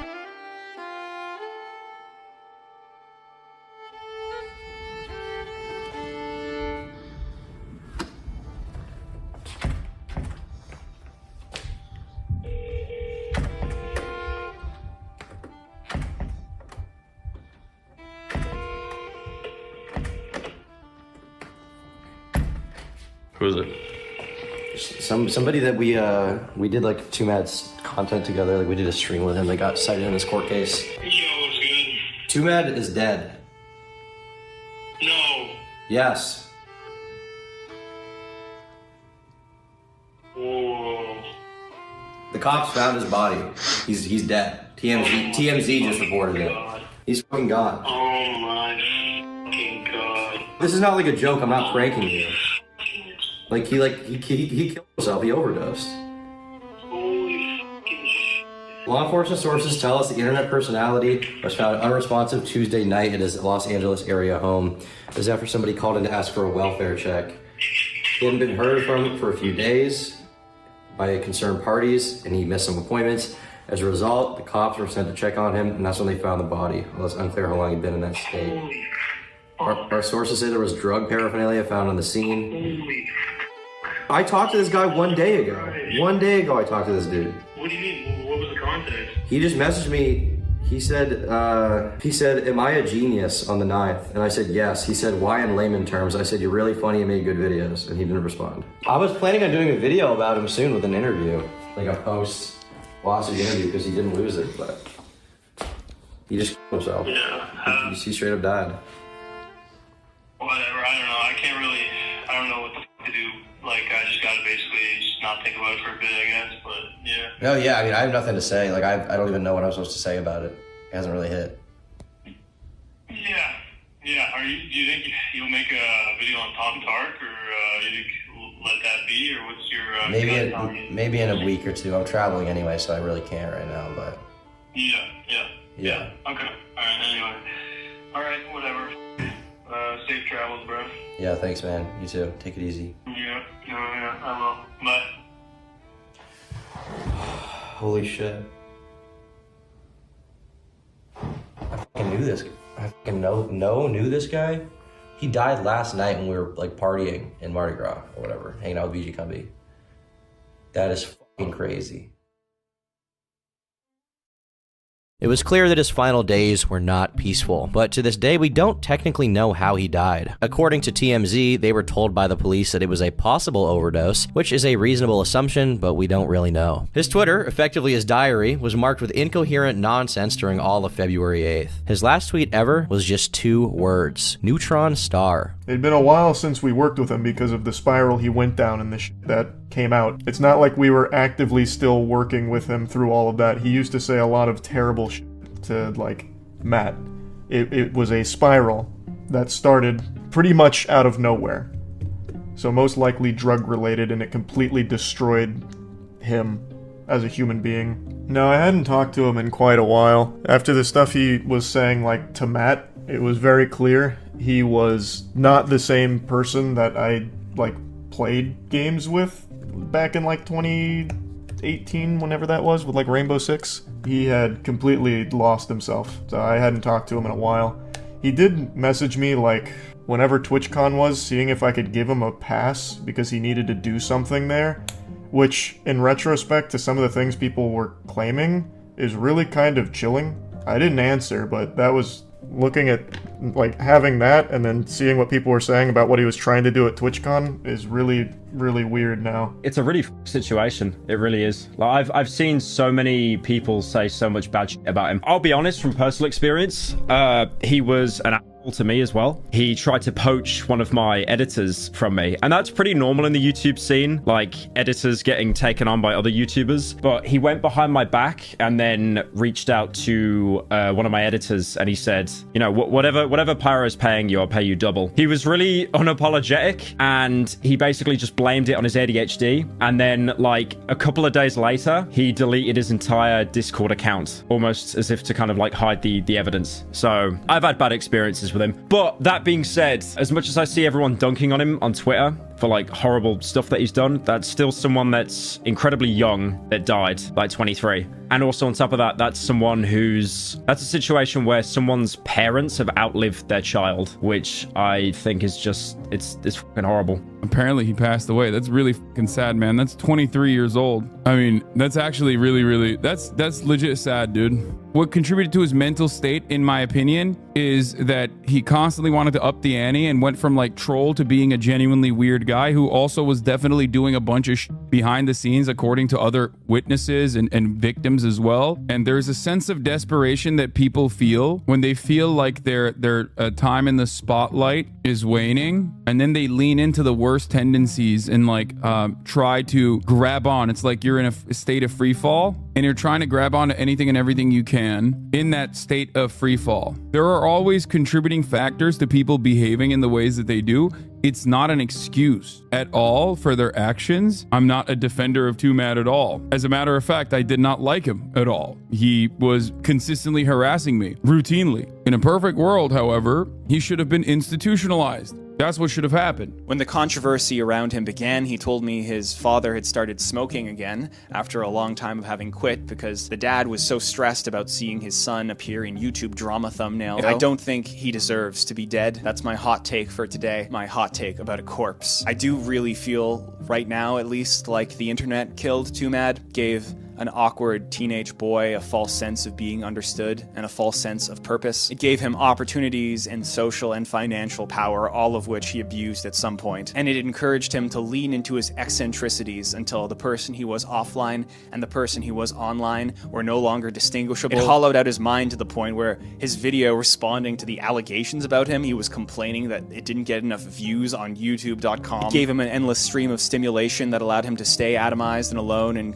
content in his room room, and then it provided him the pathways to drugs which ultimately killed him. I can, here, rattle off the same platitudes that I've been rattling off on this channel for years. Have homies, have love, don't spend 14 hours a day on the computer. Don't think you're too good to know people, don't think you're too good to love people, don't become too warped into the character you play online. I don't think Twomad knew how to be a real person. I don't think he ever had to learn. The only thing I really do want to say is, over the last few years, I've started talking to more and more people who are strange in some way, autistic or schizophrenic or something. And when I talk to them and when I listen to them, what really stands out is how grateful they are that someone is taking the time to understand them beyond just viewing them as a nuisance. And I don't think being a nuisance on the internet warrants a death sentence.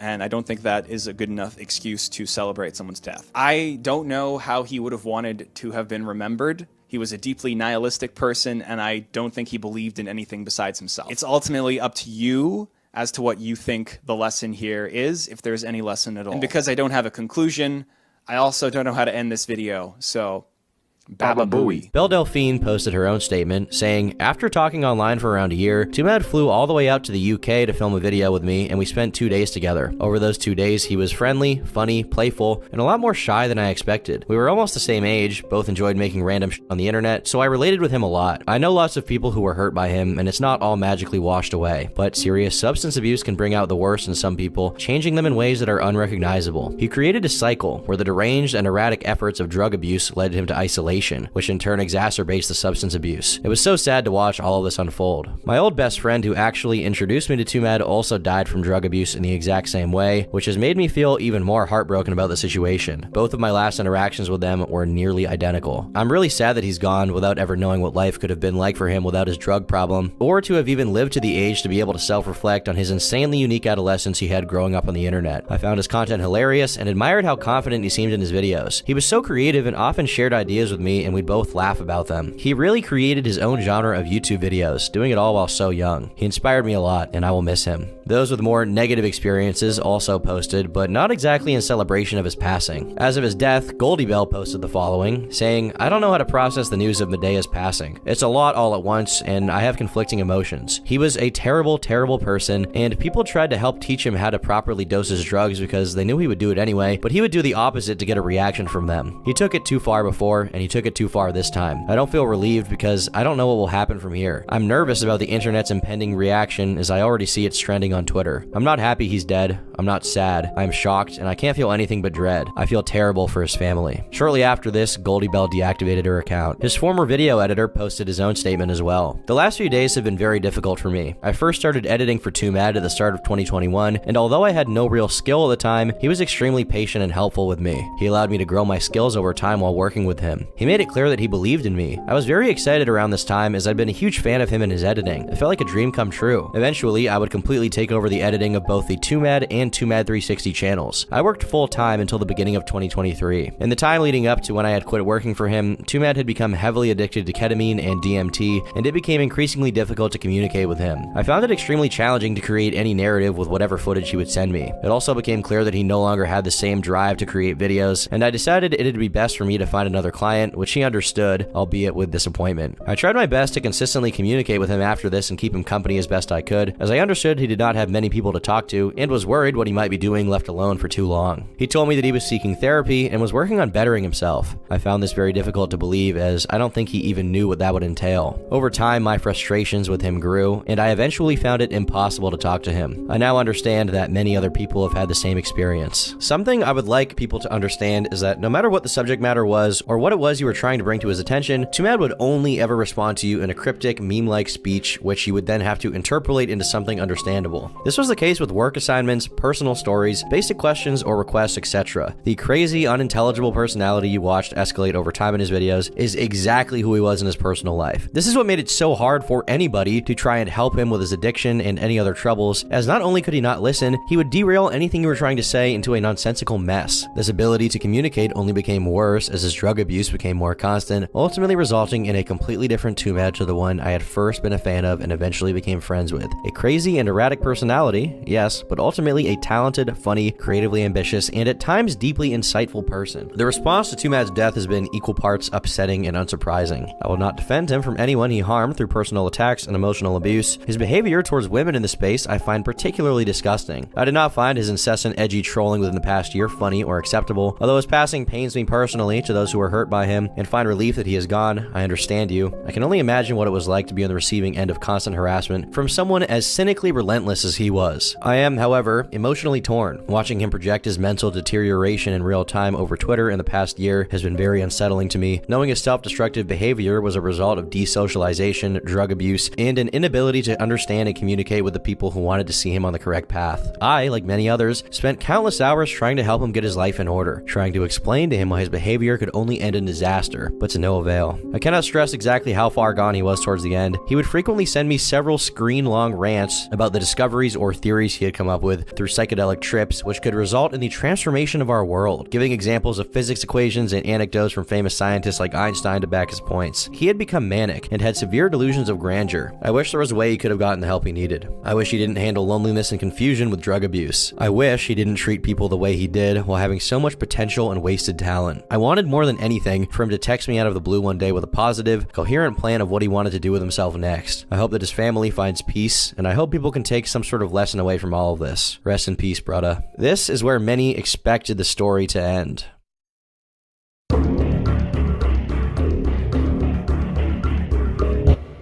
10 minutes after the announcement of his death, a familiar face popped up. I can finally say it. Twomad was a rapist and a pedophile. Over the past few years, he tried to murder me multiple times for helping the police and detectives in multiple states to investigate a lot of horrible things he's done. He wanted to take out multiple innocent lives while getting behind a wheel and going head-on on a freeway while being high on drugs. He didn't succeed once as he overdosed before killing anybody, so he tried it again. Despite him trying to murder me and multiple innocent lives, I've been trying to help law enforcement to make sure he's safe, doesn't get hurt, and doesn't harm anybody. From this, there were a few corroborating testimonies. Robert Ross posted about what happened at TwitchCon. This is a lot. I witnessed firsthand Twomad's threats on James's life during TwitchCon. He couldn't even go home because he knew his address and was en route to Vegas after threats. He had to use our hotel room to hide out while waiting for law enforcement. Can back this up too. He was scared for his life at the partner lounge during TwitchCon Vegas and talked to security at the event because of threats made towards himself. James elaborated on his perspective. When my friends and colleagues say that my life was in constant danger, they're not talking about just threats. Within a short time frame, I had a bullet hole put in my office window, was told to wear a concealed bulletproof vest when I'm in public, witnessed a SWAT team with ballistic shields outside of my home, and had to cooperate with an anti-terrorism unit when the rapist made implications of people's lives being in my control at TwitchCon, leading to the entire convention center being surrounded by police SUVs. This isn't even all the things I, my colleagues, and my close ones had to endure, just to give a perspective. I don't think I need to explain why I was not talking about it publicly, but if multiple people coming forward confirming what I said isn't true enough, a lot of information is now public records and can be accessed by anyone. There was never a lawsuit at any point. There were court orders that led to multiple cases, civil and criminal. Once again, there has never been a lawsuit. A lot of these things are public records and always have been. It was never about money. He lied to the public, and some morons ate it up despite court cases being public records. The justice courts in multiple jurisdictions deemed it necessary to provide restraining orders to protect the victims and witnesses and those around him. The burden of proof is on the prosecution, and it was met in full. The courts issued multiple permanent restraining orders for many of his victims as he was vicious, unhinged, and violent, going out of his way to hurt not just his victims but those who were close to him, all just to inflict maximum damage on everyone he's hurt. Twomad has been caught destroying evidence, sending death threats to witnesses, and fabricating stuff to brainwash his audience. The judge shut down his lies during the hearing, and all of this is public records. Just a reminder that this guy got caught hiding in the court's cafeteria when he realized he would have to see one of his victims in person again. This is the same guy who was dancing on the grave of a murdered child just a year ago. This is the same guy who secretly recorded multiple videos of him committing crimes, including SA and pointing a gun at one of his victims. He shared those videos with friends, but was mortified to find out the court had gotten a hold of them. This is public records once again. I was told the arrest warrant was supposed to go just before the final overdose. There are multiple reasons why it took so long. The main reason being that the investigation involved many jurisdictions in multiple states, and the amount of everything they had to go through has been insane. Outside of direct messages, phone calls, and live streams, he tweeted over 17,200 times since August alone. Also, some people interfered with the investigation, and I'm waiting on confirmation whose names I can bring up today. All while a lot of information is public or will soon be made public by the authorities. Please don't bring up the victims' names and don't wish ill will on Twomad's family. Jamesky claims that Twomad illegally owned firearms. However, he claimed on my live stream that he didn't own any. So you don't own any real guns. That's what I was going to say, because you're a Canadian citizen. You're not, and you're in California, right? So like, what was the... Yeah, I don't own any guns. But apart from that, these are some very heavy accusations. This 13-year-old in the mental hospital was determined to be a girl named Misty, who Twomad apparently had some level of contact with. Jamesky said that he continued to prey on the vulnerable even after the police got involved, including a 13-year-old in a mental hospital.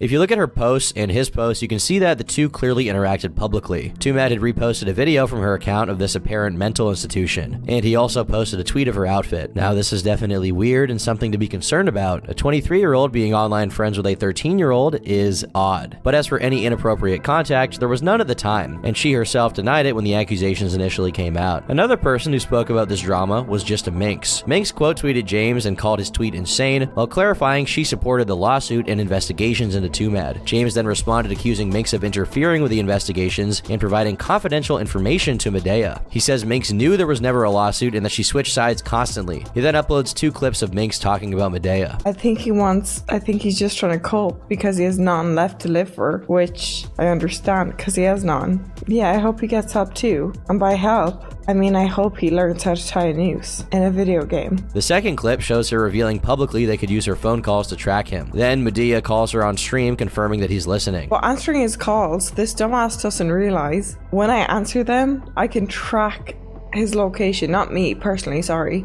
The police can, and see where it came from. If I don't answer it, I can't. And that's what they advised me to do. They said don't talk to him, just answer it, and then you just show us the call and they can track where he goes to right now. Oh look, he's calling again.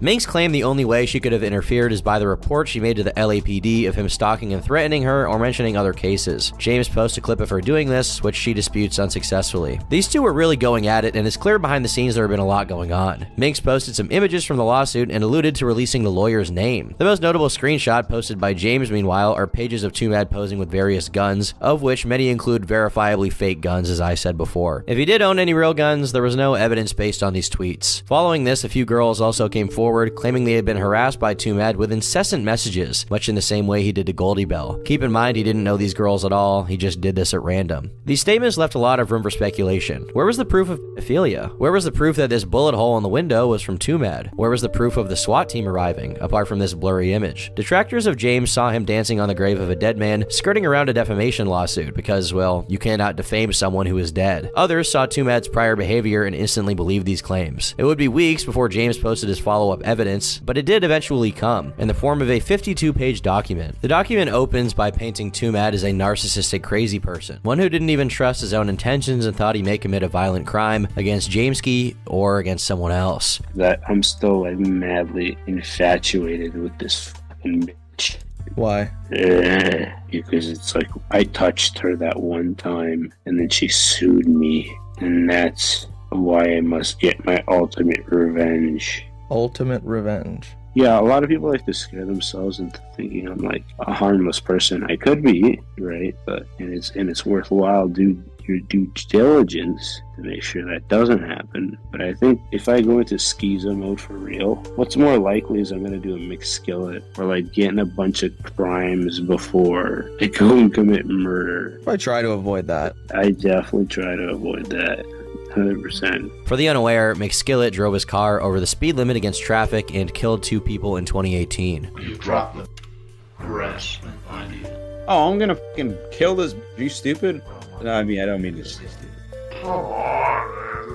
What do you mean? Come on! I understand that you're in the end game of life when you've just begun, and you don't have any anger towards anyone ever. But like, you have to understand, I'm not fucking married like you. I think this is probably the most fair allegation that James makes, and is just an extension of what we already knew. Twomad was clearly a deeply mentally ill person, and from these clips, I don't think you can claim all of them are jokes. The guy definitely was out of his mind. The rest of the document is full of a lot of claims. That 13-year-old in the mental hospital named Misty is never mentioned. He does claim that it's public knowledge acknowledged Twomad had expressed predatory behavior, and shows that through a few different tweets. And while these messages do look horrible, it's my belief that in these contexts, Twomad was making some very crude jokes. There's no proof in this document or elsewhere that Twomad had any inappropriate contact with a minor, and we've never seen any evidence of such. However, James claims that he's been working with multiple victims of Medea for months on a criminal investigation, people he intends to keep anonymous to protect their privacy. This would be separate from the civil case with Goldie Bell, and in his words, the government was already preparing everything necessary for the prosecution. The criminal investigation had nothing to do with the civil case, and criminal contempt related to violating the civil order. What the government knew, or even what this is about, is not explained in detail at this moment in the doc. What is talked about is details from the civil trial. James claims that at one point, Twomad read a statement written by ChatGPT, which was then quickly shut down by the judge. He even has a court transcript for this. He goes back to talking about Goldie Bell at this point, and the various clips of Twomad saying, "I'll do it again," as well as the moments from my stream in which he admitted to plying Goldie Bell with drugs to make her more susceptible to his advances. Hey Twomad, quick question. When you tried to give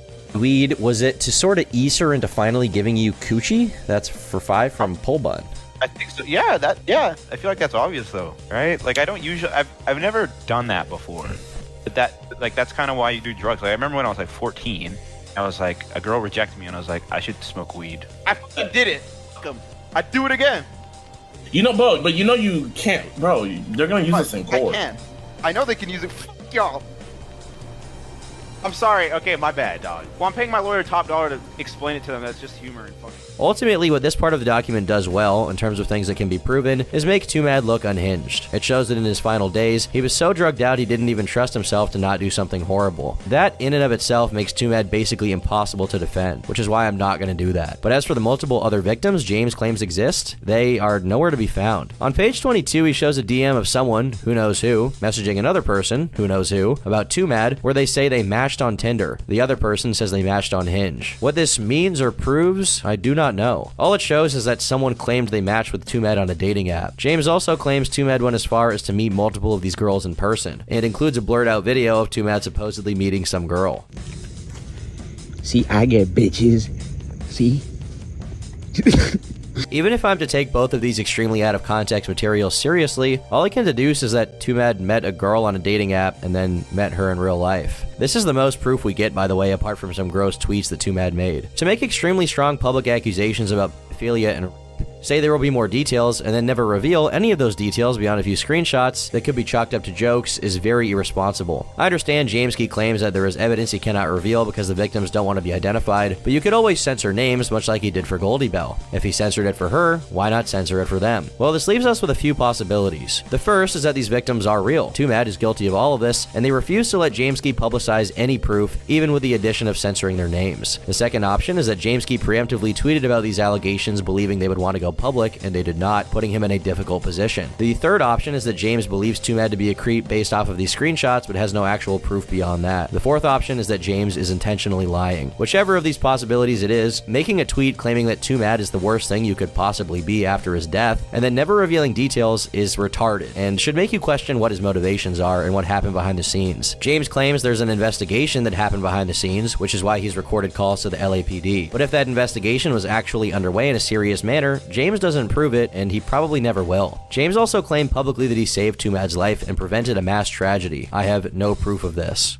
Did Twomad do horrible things, bad things we know about? Yes. Is he a pedophile who groomed people and sexually assaulted multiple people? Right. I honestly think Jamesky thinks this, and I don't know that he's lying, but I don't have evidence of it either. Right, yeah, like specifically, obviously, like, okay, we're pretty much accepting now, like, the pedophilia thing, like, he's not providing proof for. He's still kind of claiming it's a thing, right? But he's saying because the victims don't want their identities public, he can't release it. Yeah, right, yeah. But I don't know Jamesky, so am I to trust that? I don't really know. What I'm more interested in is gaining context into the scenarios where he claims that he saved Twomad's life, right? Or prevented tragedy, right? Like, what is the context of that, right?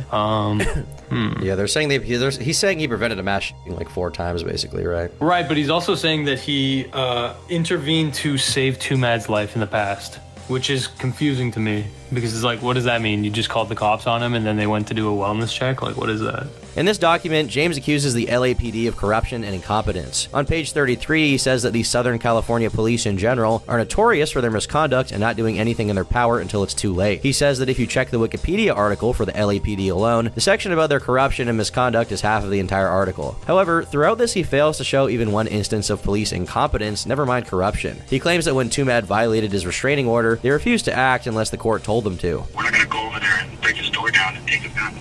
It's going to be addressed in court. But this is actually what the police are supposed to do. It's called obtaining a warrant. A warrant is signed by a judge and is basically a permission slip for them to go inside someone's home. The police cannot indiscriminately bust down someone's door unless they believe there's an imminent threat to someone's well-being or life behind that door. For them to bust down someone's door just because James said so would be actual incompetence and corruption and would probably result in some kind of suspension for officers involved. Frankly, if there was enough evidence for arrest, he'd be in jail if he wasn't dead. On page 3, James called Twomad a criminal, actually guilty of committing a Class C felony to be precise. Not sure why, because Twomad has never been charged with a felony and is not a felon. Unless James means he committed a felonious crime and thus should be a felon, in which case he should be far more specific with what he means here. As for what that crime may be, it's never proven. But James claims this separate criminal case was just about to close in. We already knew Twomad was going to be arrested. The government was preparing everything necessary. The criminal investigation had nothing to do with a civil case. This is a ridiculous thing for me to believe. I'm supposed to believe James knew he was going to be arrested? How? Did the police personally inform him of every step of the investigation? Is he a detective? The amount of knowledge he supposedly has is pretty absurd. He claims Twomad had illegal firearms and the police were investigating it. On page 36, he said, "I'll make it very clear for the last time the investigation into his possession of illegal firearms was conducted by professionals in real life, not Twitter detectives. The existence of real firearms had been proven many times, and authorities were just trying to figure out where they came from. Twomad tried to dispose of those firearms, and it made the investigation significantly more complicated as a result." Okay, so I'll make this clear, very clear. If the police had proof Twomad not only illegally owned firearms on US soil, but was also doing it despite the restraining order and was trying to dispose of them, he would have been formally charged and arrested, full stop. There is no reason for any alternative. But James has an explanation for this too. You see, the cops were actually trying to catch whoever sold it to him first, and then take the dangerous schizophrenic man's guns. On page 37, he writes, "Imagine how complicated it is when the end goal, from the law's perspective, is to destroy the supply and not the customer, because you will only solve one problem and not be the source of many. I think it goes without saying that it's obvious that if there's somebody out there who can supply firearms to psychopaths like Twomad without actually being noticed by authorities, this is a huge source of problems. That's why the investigation into Twomad's firearms was so extensive, and the main reason why nobody was allowed to talk about it." Jamesky's claiming here that the police are not catching Twomad for having illegal firearms so they can wait to catch the bigger fish. This is an insane allegation, and that's actually clear police misconduct if true. Unless the FBI is investigating Twomad and he's a member of an organized crime family, it is super illegal for the cops to not take those guns, especially if they believe he's a dangerous person. Having guns is a violation of his TRO, and if they're illegal guns, then that's also illegal. The cops would not wait. This is not the FBI. They're not investigating the mafia. And once again, how would Jamesky know this? Does he personally know the chief of police? Is he a detective? Is he being clued into their every move? It's possible Twomad possessed real guns, but if the police had proof he had illegally obtained weapons, he'd have been in jail and caught a charge, full stop. But James claims he spent 6 figures on an investigation to the point where he had to sell his car to pay for it. But you don't pay the police to investigate someone. They do that with taxpayer dollars. So who did this? Who are these real-life professionals, not Twitter detectives that James is referencing? Well, the only thing that would make sense here is that James hired a private investigator and paid them to investigate Twomad personally. But apparently that PI couldn't find enough for the cops to arrest the guy at any point in time. If the police have reason to believe a schizophrenic, retarded Canadian person has illegal firearms, they will arrest them and then figure out where they're from, not the other way around. One of the initial claims that Jamesky made on Twitter was that Twomad had put a bullet hole through his office window. Well, a YouTuber named Henry Resilient was actually able to obtain a copy of the lawsuit Jamesky filed against Twomad, and in it we get a bit more explanation of what this is about. "We've found a bullet hole in office room of my house in Los Angeles.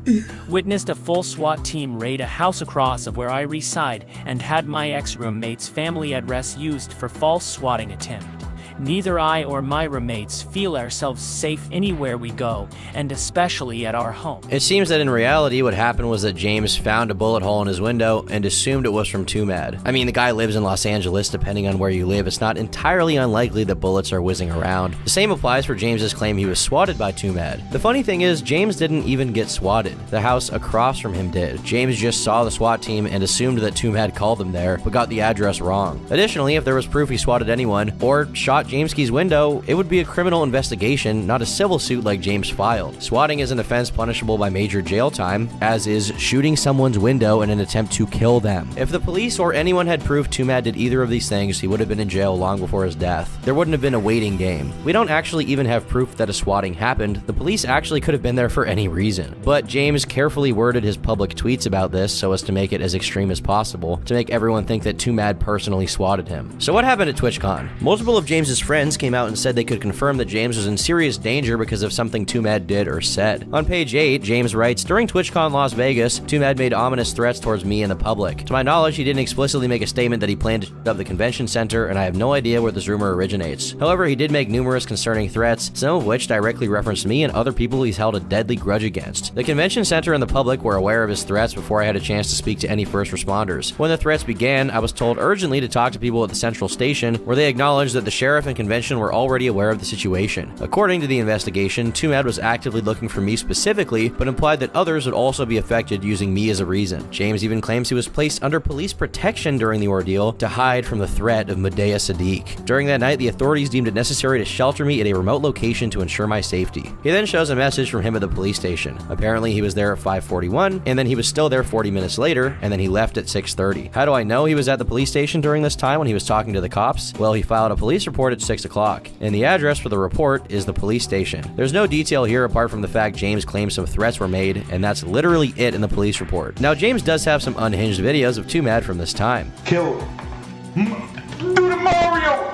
Kill? Who? You know. Burn them all. And given how generally unhinged Twomad is, it's not surprising James felt threatened by him in some way. But the main problem here is, once again, the lack of evidence around statements he makes about what happened here. James claims the investigation also determined he was in a state of psychosis during his last live stream before going to Las Vegas, and that he'd talked to himself. How would anyone know he was experiencing psychosis without the evaluation of a medical professional? How would this be declared literally anywhere if the guy was never arrested? And additionally, how would James know that the investigation determined this? Do the police typically inform civilians of every step of the prosecution so they know police business inside and out? Well, the answer is no. We also have no indication James was held anywhere or under police protection. I think, in reality, he was just at the station. That is the remote location. If the police are willing to put someone under protection because they believe with a credible source or reason that their life is in danger, it's also typical that they will, mobilize a police response to arrest the guy who is armed and dangerous. Do you think that happened? No, it did not. But according to James, Twomad turned around before he got there in his secret car. I had to wait for a while to be updated on whether it was safe to return home, and I spent most of my time at a friend group's Airbnb the next day. The investigation found that Twomad did not use his primary legally registered Tesla with a real license plate to enter Nevada. The investigation was aware he had two nearly identical Teslas, one of which was bought via private sale and wasn't registered to his name, making it more challenging to track down Twomad. However, I've been told that after Twomad realized the level of police response to his actions, he decided to drive back home and make ominous paranoid posts with various threats at the end. So Twomad had a separate identical Tesla he purchased illegally, which is also a crime. You can be fined or arrested for driving a car with a plate that isn't registered to you, and you can easily be pulled over for having your registration out of date. Never mind owning an unmarked car that doesn't exist in the system and isn't registered to you. Is this guy a double agent? Is Twomad Jason Bourne? If there was proof of any of this, don't you think the dude would be in jail? And now that Twomad is dead of a possible overdose, where is this extra car? Where are these extra guns? Now keep in mind, there is still a possibility this is real. Maybe he did have an extra secret unmarked car, and maybe he did own all these illegal firearms, but James didn't provide proof of any of it, and if he wants to make this claim, he needs to for the general public to believe it. Additionally, keep in mind every time James says the investigation, he's not referencing the police, usually anyway. It's probably his private investigator he hired, and this document gets even crazier as time goes on. One major claim by James was that Isabella and Twomad were never actually dating. Now, I don't know if they were official at any point, but it's clear that at some point they did know each other and were hanging out regularly. She admitted to willingly going to his home before the alleged assault took place, so this doesn't really make sense. And according to James, she was never paid for sex. On page 44, he writes that the prostitution was also entirely made up by Twomad in an attempt to discredit the victim in the public eye. The investigation fully debunked it, including the fake messages he posted on Twitter that his fans took as gospel at the time, which is brought up later again in this document. Now, it's possible the messages are fake, and Twomad is the master at faking messages, but this is never proven. It's not proven later in this document. Twomad multiple times claimed his relationship with Goldie Bell began with him paying her for sex. He even posted these messages to correct corroborate this claim. Goldie Bell herself never even claimed Twomad faked these messages in her own court case or on Twitter. I guess it's possible he fakes them, but I'm gonna need a little more than the guy who understands nothing about the criminal justice system to believe it. On page 35, he writes that the court instructed the police they were supposed to arrest Twomad. The authorities always argued it was a different police department's job. This is the definition of weaponized ignorance and incompetence. The instances provided throughout this document are just a few examples. There were countless instances that were way worse. Alright, so I'm gonna have to do a little work to dissect what Jamesky is saying here, but here's what this means. As per Twomad's restraining order, he was not supposed to contact Isabella or harass her online. Despite that, he tweeted about her multiple times, and as a result, that can be seen as a violation of the temporary restraining order. Goldie Bell's lawyer then filed paperwork claiming that Twomad violated that order and he should be held in contempt of the court. All of this is publicly documented. What's also publicly documented is the strain between Twomad and his lawyer. Towards the end of the court proceedings, Twomad's relationship with his lawyer was strained. It's not clear why exactly, and ultimately it's held under attorney-client privilege, but we could guess Twomad wasn't paying him properly towards the end. Whatever the case, in court his lawyer argued Twomad may not even be mentally competent to stand trial, therefore serving him this contempt order is an issue because he may not even understand what's going on. He asked for a continuance in the case to make preparations before Twomad is formally charged with the contempt order. I'm stating to the court that I don't believe that he has the capacity to understand the nature of the proceedings today and cannot proceed on his behalf. This is covering his ass. This is some CYA stuff. I don't understand why Twomad wouldn't understand it being served, but also Twomad cannot proceed in pro per to go forward with the arraignment. So Twomad needs a lawyer for the contempt hearing because it's criminal. Now keep in mind here, just because Twomad was served does not mean he is convicted. He was served the contempt order, but the judge had not ruled on it yet. If he was convicted, it's possible he would actually get some jail time. Now at that later date, Twomad's lawyer spoke to Goldie Bell's lawyer and they actually mutually decided to drop the contempt order, meaning he would not be arrested. No warrant was ever issued, so he didn't need to be arrested. Twomad's lawyer then stops representing him at the end of the case, and Twomad represents himself. In court, at the final moments of the case, Goldie Bell states in court that she has continued to be harassed by Twomad and fears for her life because she believes he owns real firearms. She even says that she believes he swatted her. Twomad denies this, saying he has not directly texted Goldie Bell since 2022 and has no desire to harm anyone, including her. Twomad also says he doesn't own any firearms. Goldie Bell's lawyer rebuttals, saying that he does, submitting the video from the front door, which we now believe is a video of Twomad with a fake gun, and submits a video of Twomad on his balcony where he supposedly fires a gun into the air. Twomad claims this video is fake and is edited for YouTube.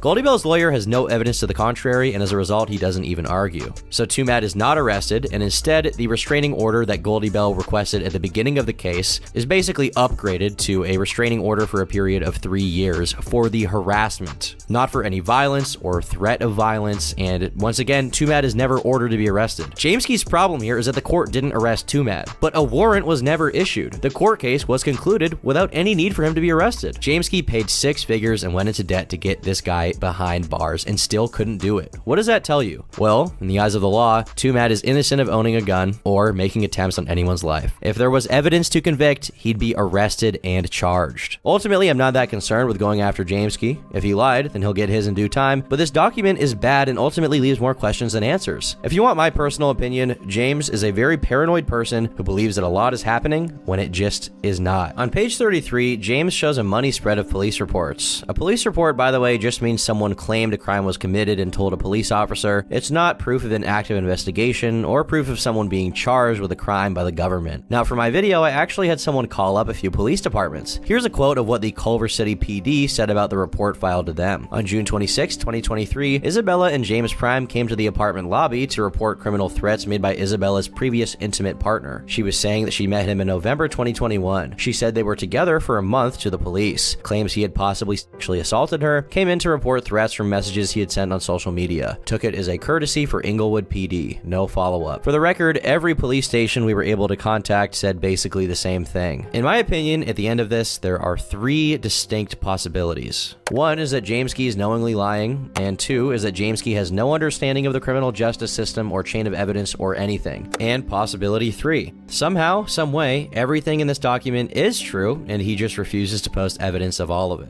Also, the California police are the worst government body in the world, and everyone involved needs to be sent to the moon. Either way, based on this document, his word is basically nothing. You can believe James wrote this all and conducted his $100,000 investigation and had to get rid of his car for the right reasons. You can believe it's because he's been obsessed with Twomad for years. I don't really care. What I do know is that he made some extremely strong accusations off the bat as soon as he found out that someone died, and then he didn't prove any of them. The final update on all of this is that Misty, the 13-year-old, also recently sent out a message, once again saying she was never groomed by Twomad in any way.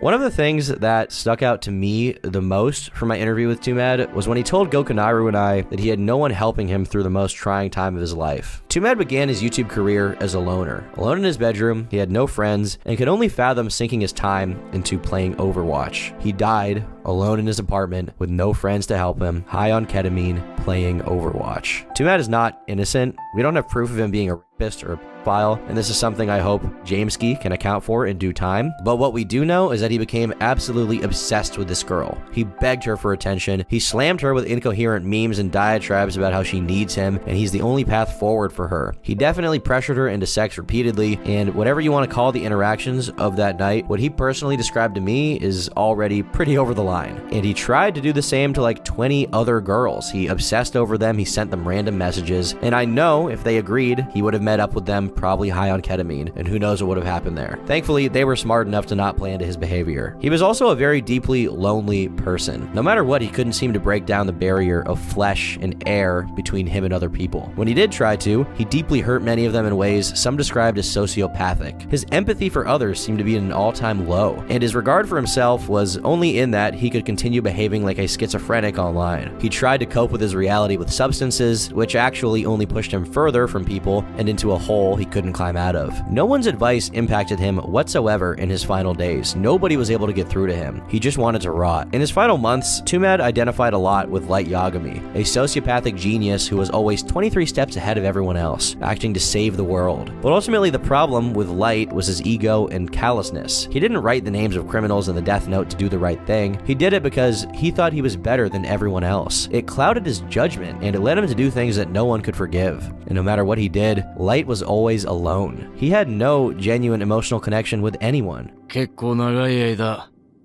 互いの退屈しのぎになったじゃないか。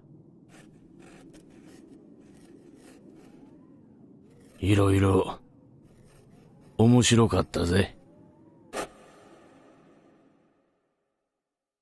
I guess it makes sense why Twomad resonated with his story so much, even if at the time he couldn't realize how that would end. I think Twomad, Medea Sadiq, whatever you want to call him, should be remembered. You can't deny his influence, but he was a very complicated person, and ultimately his shitty behavior, inability to cope with the world around him, and drug addiction led to his untimely death at the age of 23 years old. For those he hurt, they have a right to be thankful he won't hurt them anymore. For those who liked him as a person or enjoyed his content, they have every right to miss him too. As for the moral of this story, I don't know.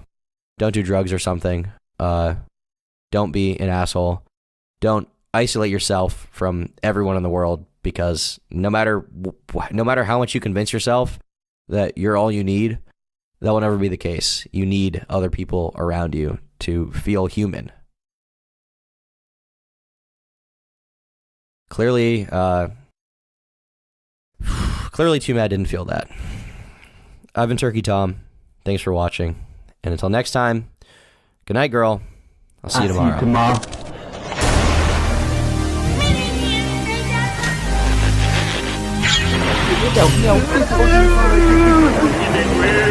I'll see you in the next episode. Twomad out.